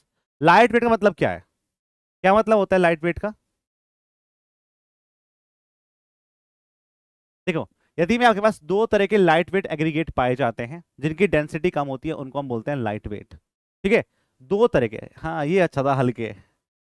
तो लाइट वेट एग्रीगेट मेरे पास कौन से होते हैं, जो नेचुरल सोर्स से मिलते हैं, कुछ आपके आर्टिफिशियल सोर्स से मिलते हैं। नेचुरल सोर्स से आपके प्योमाइस होंगे, डायोमेटिक होंगे, स्कोरिया होंगे, वॉल्केनिक सिंडर्स होंगे, सॉडस्ट होगी, राइस हस्क होंगे। ये सब क्या होते हैं, ये सब आपके नेचुरल सोर्स से मिलकर बने होते हैं। दूसरे आर्टिफिशियल जो लाइट वेट एग्रीगेट होते हैं वो आपके पास होते हैं coke, breeze, foamed slag, bloated slag, expanded shale slag, sintered fly ash, exploited या फिर एक्सपेंडेड पैरालाइट्स हो गया है। सब कुछ याद नहीं करने में, सब कुछ लिख दिया यहाँ पे। कुछ कुछ जो आपने पढ़े पढ़े से है ना, जैसे कौन कौन से पढ़े होंगे आपने, ये पढ़ा होगा आपने, या फिर आपने ब्लॉटेड स्लैग पढ़ा होगा आपने, या फिर आपने स्लेट पढ़ा होगा, फ्लैश पढ़ा होगा। ये सब क्या होते हैं, ये सब आपके आर्टिफिशियल मीन से मिलके बने होते हैं, इनका लाइट वेट पाया जाता है। ठीक है, तो वॉल्केनिक सोर्स से ये सबसे ज्यादा मिलके बने होते हैं जितने भी आपके लाइट सोर्स। क्योंकि क्या होता है, वॉल्केनिक जब इरप्शन होता है तो ये हवा में बह के चले जाते हैं, और हवा में बह के कब जाएंगे, जब उनकी डेंसिटी काफी कम होगी। नेक्स्ट क्वेश्चन 22 करिए।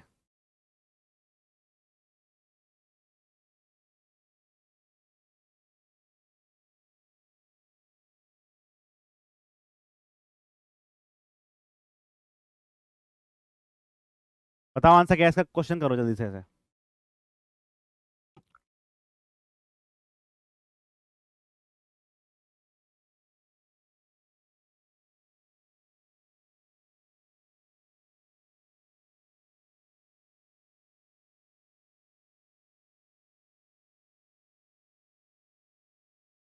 नहीं, इग्नियस रॉक जो होते हैं ना, ग्रेनाइट, भाई ग्रेनाइट का वेट देखा तुमने कितना होता है? ग्रेनाइट का वेट देखा कितना होता है?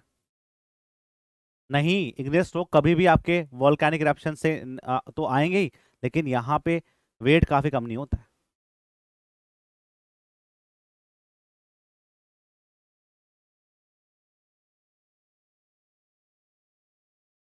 सर प्लीज लैपटॉप में भी क्लास कर पाएं उसके लिए एक्टिवेट कर दीजिए। हाँ जी सर। विंडो ऐप मांग रहे हैं बालक। विंडो ऐप लैपटॉप में चल जाए क्लास, हमारी आंखें दर्द करना स्टार्ट हो जाती है। मैंने सारी बात बता दिया, तुम्हारी यहीं बैठा हुए हैं बंदे हमारे आज, जो जो तुम पूछ रहे हो। भाई वॉल्केनिक से एक होता है हवा में उड़ना, एक होता है वॉल्केनिक इरप्शंस में इतने ज्यादा हाई हीट, हाई प्रेशर लग रहा है उसकी वजह से वो बाहर निकल गया। ठीक है, तो भाई इस बात का ध्यान रखो कि वॉल्केनिक इरप्शंस में उड़ के जाएगा, ब्लोइंग कंडीशंस होती हैं फ्लाई ऐश कंडीशंस में, वो होता है आपके पास लो डेंसिटी। अब जम के वहीं रह जाएगा तो कहाँ पे डेंसिटी हल्की रहेगी इसकी, काफी हार्ड डेंसिटी होती है। चलिए, if aggregate is completely, answer बताओ इसका क्या आ रहा है, 121.55 आ रहा है। अब जो यहाँ पे ध्यान रखेंगे, if aggregate completely pass through the sieve of size 75 mm and are retained on sieve of size of 60 mm, the aggregate will be known as language aggregate. देखो क्या होता है, जब आप यहाँ पे आपके एग्रीगेट को चेक करते हैं तो यहाँ पे हमारे पास डिफरेंट टाइप के पास साइज होंगे। यहाँ पे देखो ध्यान से कि यदि मैं आपके पास 75 mm के एग्रीगेट पे काम कर रहा हूँ, जो आपके पास हुए इतनी सीव से, कुछ आपके 60 mm की सीव पे रिटेन्ड हुए, हम क्या इनका मीन डायमेंशंस को कैलकुलेट नहीं कर सकते? तो हम इनके मीन डायमेंशंस को कैलकुलेट कर सकते हैं बाय द हेल्प ऑफ 75 + 60/2, वो आपका 67.5 आ गया। हम ये बोलेंगे कि जो लेंथ ऑफ एग्रीगेट है वो आपकी लेस देन नहीं होनी चाहिए इसके 1.8 टाइम्स से। तो कितना हो गया, 121.5 हो गया। आंसर कितना हो जाएगा, डी हो जाएगा। ठीक है, तो मीन निकाल लो इसका और फिर इसको ऐसे कर लो।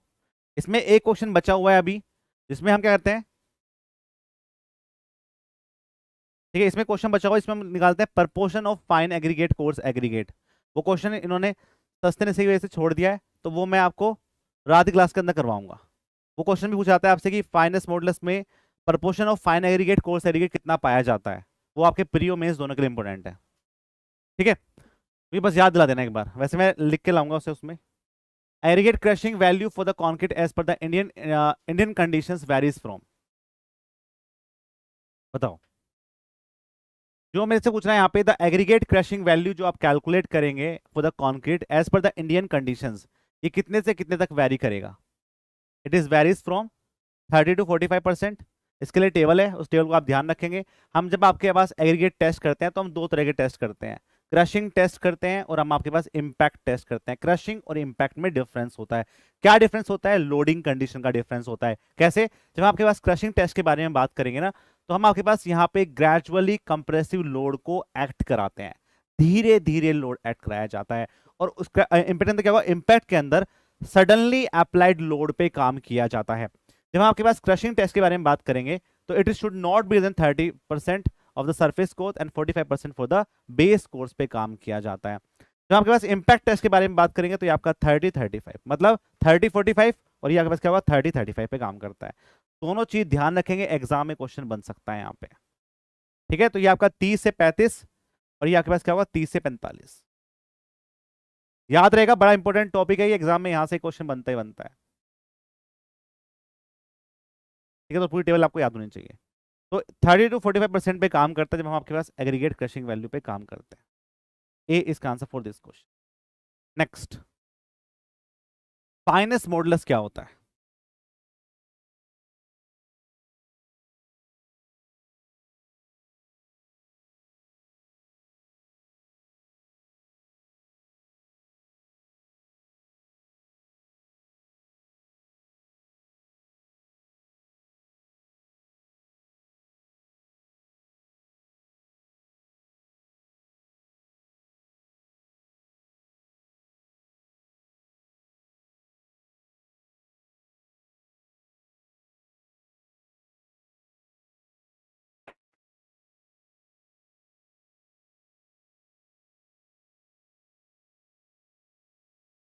सर क्या सोच रहे हो?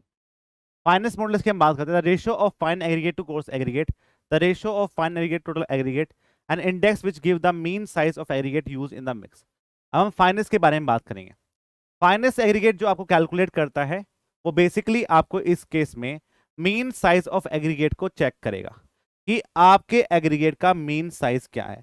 बेसिकली हम यहाँ पे कॉम्युलेटिव रिटेन्ड को कैलकुलेट करते हैं। कॉम्युलेटिव मतलब सबका साथ सबका विकास, उस पर हम काम करते हैं, पर विकास सबका नहीं है। क्यों भाई विकास?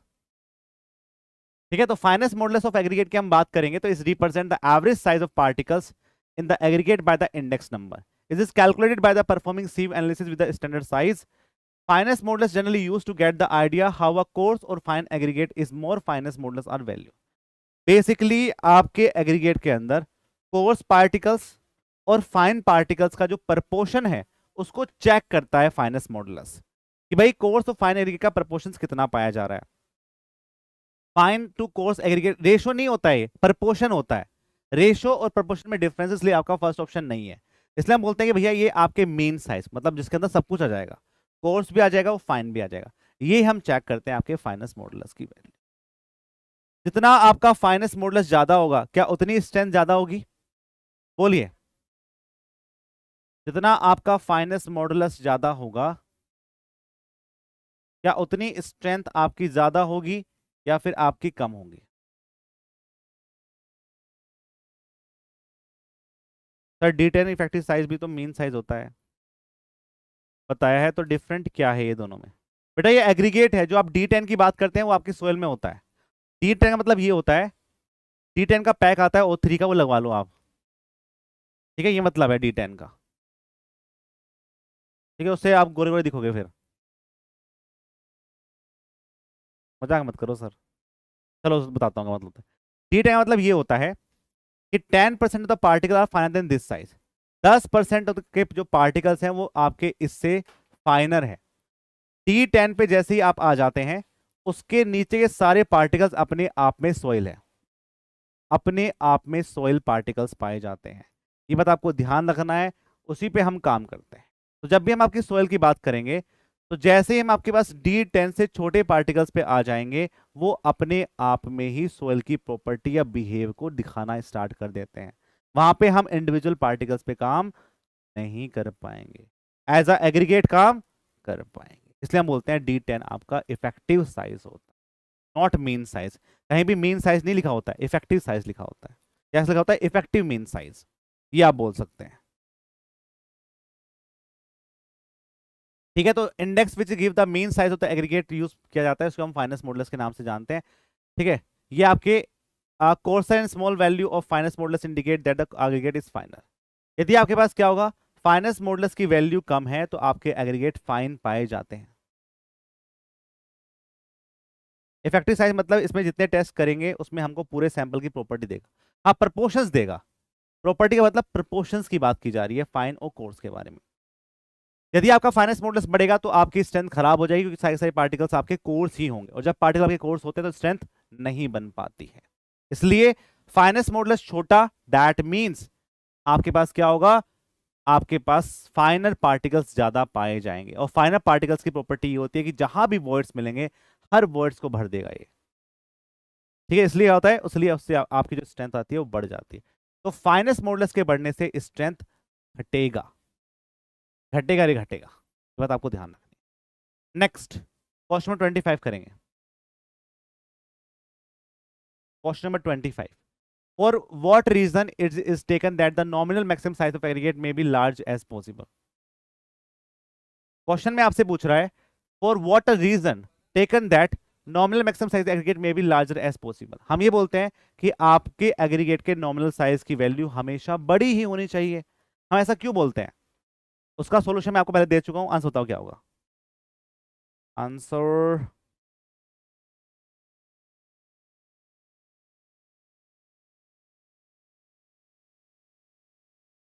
बोलो भाई।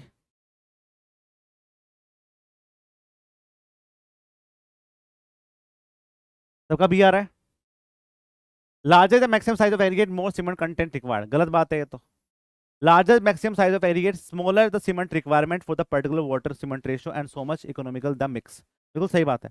जितना आपके साइज ऑफ एग्रीगेट बड़ा होगा, उतने आपके पास सीमेंट कंटेंट की रिक्वायरमेंट कम होगी, उतना आप वाटर कंटेंट कम यूज करेंगे, उतने श्रिंकेज कम होंगे, उतनी आपकी इकोनॉमिकलिटी बढ़ जाएगी। एक सांस में सब बता दिया मैंने तुम्हें। तो आंसर यहाँ पे बी हो जाएगा। नेक्स्ट ये सब लिखा हुआ है, पढ़ लेना इसको। क्वेश्चन 26 करिए। 26, if the temperature of bitumen at a surface of road rises, आपकी रोड के सरफेस पे बिटुमन को बिछाया गया, सर डी क्यों गलत होगा? क्या आएगी?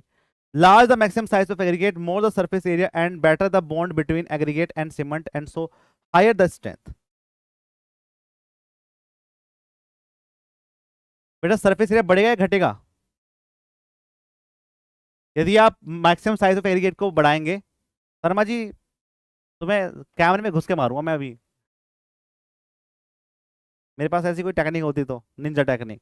बताओ, larger the maximum size aggregate.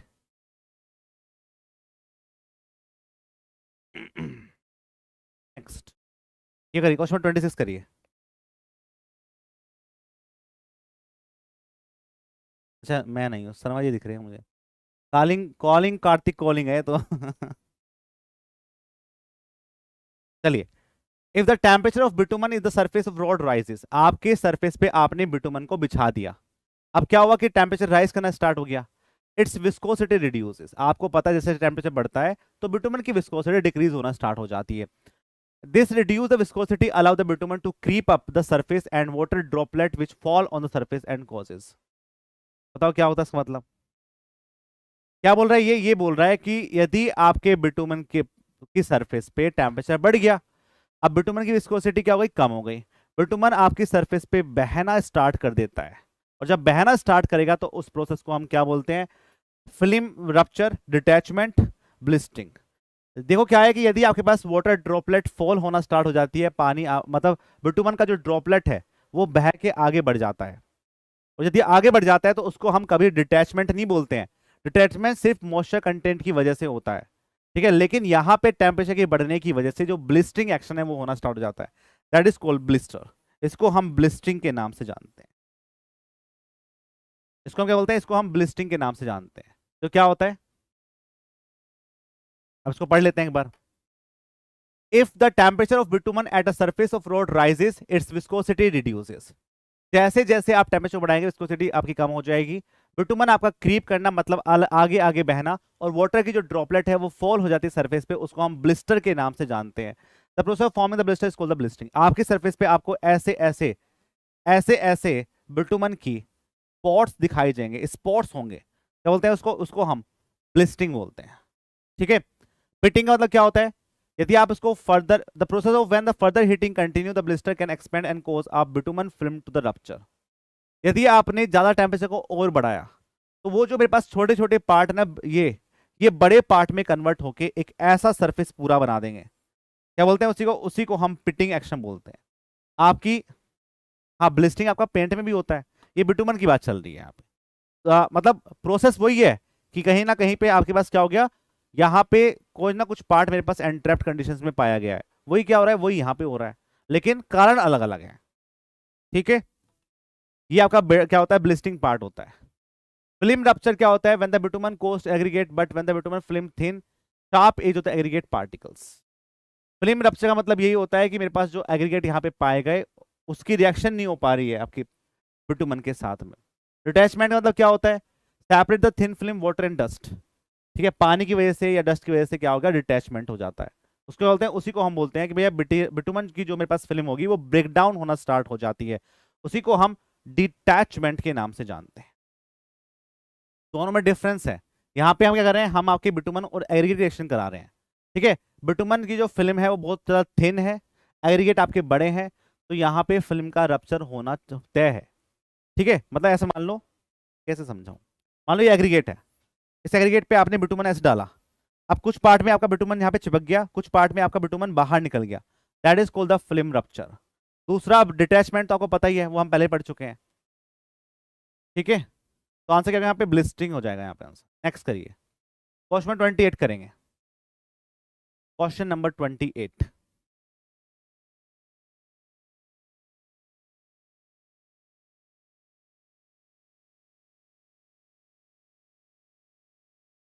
for the construction of cement concrete floor the maximum permissible size of aggregate is।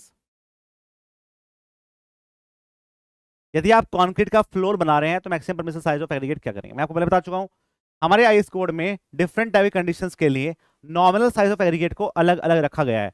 कुछ केस में हम 20 यूज करते हैं, कुछ केस में हम 10 यूज करते हैं, कुछ केस में हम 40 के एग्रीगेट को यूज किया जाता है। अब यहाँ पे देखो ध्यान से, जो मैक्सिमम परमिसिबल साइज होगी वो आपके कंस्ट्रक्शन पे डिपेंड करता है। यदि आपका मैसिव वर्क है, जैसे डैम केस में आप, रिटेनिंग वॉल केस में आप यूज करें, तो वो आपका 40 पाया जाएगा। यदि आप बात करेंगे रिइंफोर्स्ड मेंबर केस में, जैसे आप बीम की बात करते हैं, उस केस में हम 20 के एग्रीगेट पे काम करते हैं। यदि आप फ्लोरिंग कर रहे हैं, फ्लोर बना रहे हैं, उस केस में आप 10 के एग्रीगेट को यूज कर सकते हैं। ये टेबल भी ये आपका सब आईएस कोड का रिकमेंडेशंस पे काम किया जा रहा है। Creep strain in concrete structure are usually, जो क्रीप स्ट्रेन पाया जाता है वो किस लिए होता है?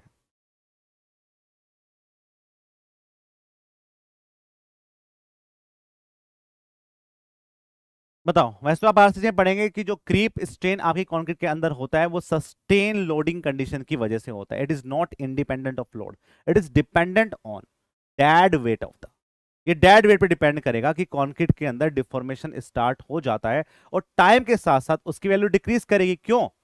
क्योंकि जो आपके पास स्टीन, सर पीसीसी में सर एग्रीगेट कितना यूज करेंगे? देखो नॉमिनल साइज ऑफ एग्रीगेट को जो यूज किया गया है वो दोनों केस में आपका 20 पे काम किया गया है। ठीक है, ये बात आपको ध्यान रखना है। लंबे समय तक कोई आप लोड को रख देंगे तो उसकी वजह से सस्टेन लोडिंग हो जाती है। आपका क्रीप के अंदर क्या होता है? डिफॉर्मेशन ऑफ कंक्रीट होता है, टाइम के साथ साथ वो आपका डिफॉर्मेशन कम होना स्टार्ट हो जाता है। क्यों? क्योंकि आपकी जो कंक्रीट है उसकी स्ट्रेंथ बढ़ना स्टार्ट हो जाती है। इसलिए हम बोलते हैं कि भैया क्रीप की वैल्यू हम टाइम के साथ कम हो जाएगी। तो इट इज सस्टेन लोडिंग की वजह से ही आपका कोज होता है। ठीक है, अब देखो ध्यान से, ये आपके पास टाइम डिपेंडेंट फिनोमिना होता है, टाइम पे डिपेंड करता है, आपको पता है। ठीक है, क्रीप जो अकर्स होता है उसके उसके और भी कारण है। ऐसा नहीं है कि सिर्फ सस्टेन लोडिंग की वजह से होता है, और भी कारण होते हैं, उसकी वजह से भी क्रीप पाया जा सकता है। जैसे जैसे internal movement of absorb water, बहुत सारा जो पानी है ना वो अंदर चला गया आपकी कंक्रीट के अंदर और उसके अंदर मूवमेंट हो रहा है, इसको बोलते हैं जैल वाटर मूवमेंट हो रहा है, उसकी वजह से भी क्रीप पाए जा सकते हैं। दूसरा, मॉइस्चर का लॉस हो गया, वहां से क्रीप हो गए। Sliding condition of gel particles हो गया, उसकी वजह से हो गए। कहीं पे कुछ माइक्रो क्रैक बन गए, उनकी वजह से। इन सभी की वजह से आपके जो क्रीप है वो इंक्रीज करता है। एग्जाम में आप सबको पता है भाई, भाई जो बना रहा है पेपर उसको पता है कि बच्चे रट के आए हैं, सस्टेन लोडिंग, लंबे समय तक रखा गया, टाइम डिपेंडेंट फिनोमेना। इसके अलावा अब ये पूछ सकता है, उसके अलावा अब ये पूछ सकता है। ठीक है, मैं आपको बता रहा हूं कि सारथी बैच ना आपके ए लेवल तक ऑब्जेक्टिव पेपर यदि आया, ए लेवल तक के पेपरों पे भारी पड़ेगा। बस आपको ढंग से प्रैक्टिस करनी है, रिवीजन करना है। हर सब्जेक्ट का कम से कम 4 से 5 बार आपको रिवाइज करना है, जिससे कि आपको हर एक चीज टिप्स पे होनी चाहिए कि क्या क्या होता है इसके अंदर। ठीक है, तो कोई नहीं रोक पाएगा, ऑब्जेक्टिव के धुंधर हो जाओगे फिर आप। ऑब्जेक्टिव की बात कर रहा हूं मैं। ठीक है, मैक्सिमम केस में आपको ऑब्जेक्टिव पेपर मिलेंगे। ठीक है, तो उस केस में आपके पास हर चीज का आंसर होगा। ऐसा नहीं लगेगा कि क्वेश्चन नया लग रहा है, क्योंकि यहाँ पे बहुत चीजों को कवर किया गया है। ये आपको लग भी रहा होगा देख के, नहीं लग रहा? फीडबैक तो सही है वैसे इस बैच का। Creep cause due to dead load and sustain live load की वजह से डिपेंड करता है, और ये आपके स्ट्रेस लेवल पे भी डिपेंड करेगा। ठीक है, ये बात आपको ध्यान रखनी है। नेक्स्ट क्वेश्चन नंबर 30 करिए। थर्ड पॉइंट का मतलब क्या है? Sliding between the gel particles. एक का मतलब ये होता है, देखो ये पास पूरा कॉन्क्रीट है, इसके अंदर पानी भर गया। अब जब आपका इसके अंदर सीमेंट होगा तो सीमेंट में आपका CSH जेल बनेगा। अब CSH जेल यदि बॉन्डिंग दे रहा है तो आपके लिए बेस्ट है। अब यदि वो जेल का मूवमेंट हो जाए, आपके पास क्या हो, पार्टिकल्स के बीच में फ्रिक्शन क्रिएट हो और उसकी वजह से आपके जेल का मूवमेंट हो जाए, तब भी आपके पास क्रीप डेवलप हो जाता है। ठीक है, ये बात करना चाह रहे हैं यहाँ पे। Next, flakiness index test is not applicable for the aggregate having the size less than. आपको बता चुका हूँ पहले ही, चाहे आपके पास कोई भी टेस्ट आप कर रहे हो, इन दोनों केस में, एलैंगुलेट के केस में कर रहे हो या फ्लैकीनेस टेस्ट कर रहे हो, उन केस में एग्रीगेट का साइज आपका 6.3 mm से छोटा नहीं होना चाहिए। यदि साइज आपका 6.3 mm से छोटा होगा तो हम इस पे काम नहीं कर पाएंगे। तो आंसर क्या होगा? यहाँ पे आंसर हो जाएगा डी। डी इसका आंसर फॉर दिस क्वेश्चन। तो flakiness index test is not applicable for the aggregate having a size less than 6.3 mm। ठीक है, यहाँ पे सब लिखा हुआ भी है। 9.5 पे काम करता है, ये आपके 3/5 पे काम करता है। 9/5 मतलब क्या होता है? 9/5 मतलब 1.8 टाइम्स, ये मतलब ये आपका 0.6 टाइम्स। ठीक है, तो दोनों को बात समझ लेना। और ये आपके एग्रीगेट का जो साइज होगा, यदि वो लेस देन 6.3 mm है तो काम नहीं करेगा। इसके साथ आपका जो एग्रीगेट है वो खत्म होता है। तो अभी हम शाम को करेंगे पेंट। ये आपका पेंट है। क्लास का टाइमिंग होगा 8 से 9, 9:30, 10 बजे से करें। 10 बजे करते हैं क्लास, 10 PM से करते हैं। ठीक है, 10 PM से क्लास करेंगे आज। उसमें हम आपके पास पेंट और साथ में आपका brick brick machinery brick machinery पे काम करें। ठीक है, तो 10 बजे से कर लेंगे। 7 बजे से सर प्लीज डिनर के बाद। हाँ ठीक है, अरे कर लो, 1-2 दिन का कर लो। ठीक है सर, RTI कॉपी मंगवाई बट भेजी नहीं उन्होंने, मिल जाएगी अभी 2-3 दिन में। ठीक है, मैक्सिमम 30 दिन लगते हैं।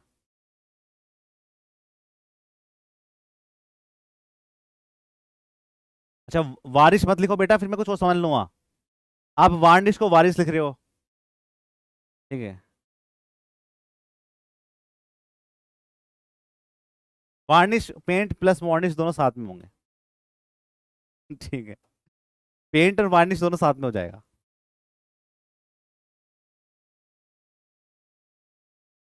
बहुत ही बढ़िया, वाह लड़को वाह। चलो देख लेंगे। अरे देखो, जो डेली टारगेट है ना, डेली जो टारगेट है वो सिर्फ 7 घंटे का है। ये तो आपको जबरदस्ती करने पड़ेंगे ना, तो आपको कुछ एक्स्ट्रा करना पड़ेगा ना उनसे, वो उन बच्चों के लिए जो आप सेल्फ स्टडी कर रहे हैं। आप वो भी करिए और ये भी कर लीजिए। वो आपकी थ्योरी वाला पार्ट है या आपकी क्वेश्चन प्रैक्टिस वाला पार्ट है। ठीक है, तो मैं नहीं चाहता कि मैं आपको डिस्टर्ब करूँ साथ में, तो वो आप करते रहना, कोई दिक्कत नहीं है, क्योंकि आपकी क्वेश्चन प्रैक्टिस वैसे भी इस बैच के अंदर होगी। बट ये है कि साथ साथ करते, क्योंकि देखो क्या है कि उनको पढ़ने, जो बच्चों ने ना बैच ले रखे हैं, ठीक है, ना कहीं पढ़ रहे हैं, तो सेल्फ स्टडी में क्या होता है, सेल्फ स्टडी में सबसे बड़ी दिक्कत ये है कि पढ़ते नहीं चलता कि पढ़ना क्या है, कहाँ से पढ़ना है, कितना पढ़ना है।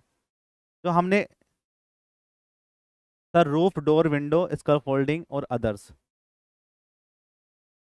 हाँ हाँ सब कुछ ले लो, जो जो आपके इसके सिलेबस में है पहले वो कंप्लीट कर लो। ठीक है, 1 साल की वैलिडिटी है इसकी। यदि कोई एग्जाम आपका आएगा टारगेट करेंगे तो उसके कुछ वीडियोस के अंदर अपलोड हो जाएगी साथ में। हम अभी बेसिकली आपके SSC जेई को फोकस करके चल रहे हैं सारा सारा, उसमें ये टॉपिक नहीं है रूफ डोर विंडोज। और वैसे जो आता है वो आप कंप्लीट करेंगे एस्टिमेशन कॉस्टिंग के अंदर। ठीक है, एस्टिमेशन कॉस्टिंग के अंदर सब कुछ आता है वो, और वहां पे वो बहुत सारी चीज़ कंप्लीट करा देंगे आपको, इसका फोल्डिंग बता देंगे, डोर विंडोज आपको रूफ बता देंगे। ठीक है, और मैं कुछ स्पेशल क्लास लगा दूंगा यदि मुझे लगेगा कि लास्ट में सिलेबस आपका कंप्लीट हो चुका है, चीज़ें आपकी मैनेज हो चुकी है, तो कुछ स्पेशल क्लास लेके ये टॉपिक को कंप्लीट कर दूंगा मैं साथ में। ठीक है, बट हमारा मेन जो है ना वो आपके सिलेबस को ओरिएंटेड किया गया है। इस पहले ये तो कंप्लीट करो एटलीस्ट, इस पे तो काम करो, उसके बाद जो बचा होगा उस पर काम करेंगे।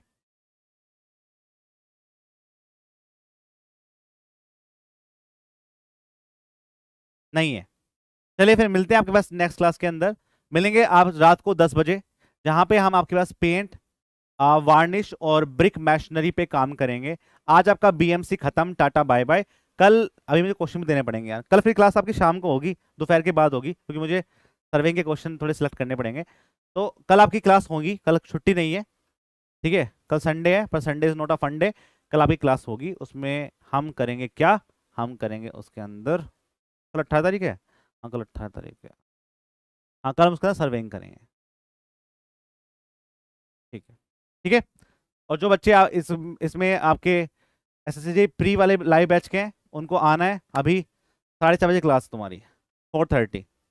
ठीक है, जो आपके SSC प्री वाले बच्चे हैं उनकी 4:30 बजे इरिगेशन की क्लास है, सबको आना है। ठीक है भाई, सर्वे का टॉपिक स्टार्टिंग ही होगा, फंडामेंटल ऑफ सर्वेइंग की हम बात करेंगे। ठीक है, बिल्कुल स्टार्टिंग चल रहा है, स्टार्टिंग से। चलिए फिर मिलते हैं नेक्स्ट क्लास के अंदर, तब तक के लिए बाय बाय, जय हिंद, जय भारत। और यूट्यूब पे जो क्लास चल रही है ना RCC, उसको करते रहना साथ साथ में। भाई 1 घंटे में आप क्या ही आपका नुकसान है इस चीज़ का, आप 1 घंटे की क्लास देख लेना बस RCC की। आपको भाई रिवीजन मेनली जो है ना, वो रिवीजन है की, आप सोचोगे सर यहाँ तो पढ़ाओगे, वहाँ के पढ़ने से फायदा, जहाँ जो मिल रहा है ना लेते चलो वो चीज़ें। अब एग्जाम पे कोई आपको बकैती नहीं मिलेगी, सिर्फ आपको ज्ञान मिलेगा, और उस ज्ञान को आप बटोरते रहो हर जगह से जहाँ से आपको मिले। तो यूट्यूब पे जो आपकी RC क्लास चलेंगी, जिसमें हम आपके पास बात करते हैं इंट्रोडक्शन ऑफ WSM और LSM, वो आज कंप्लीट कर लेंगे, उसको भी साथ साथ करते हो, क्या दिक्कत है। ठीक है। चलिए फिर मिलते हैं नेक्स्ट क्लास के अंदर, तब तक के लिए बाय बाय, जय हिंद जय भारत। अभिषेक भाई बंद कर दो।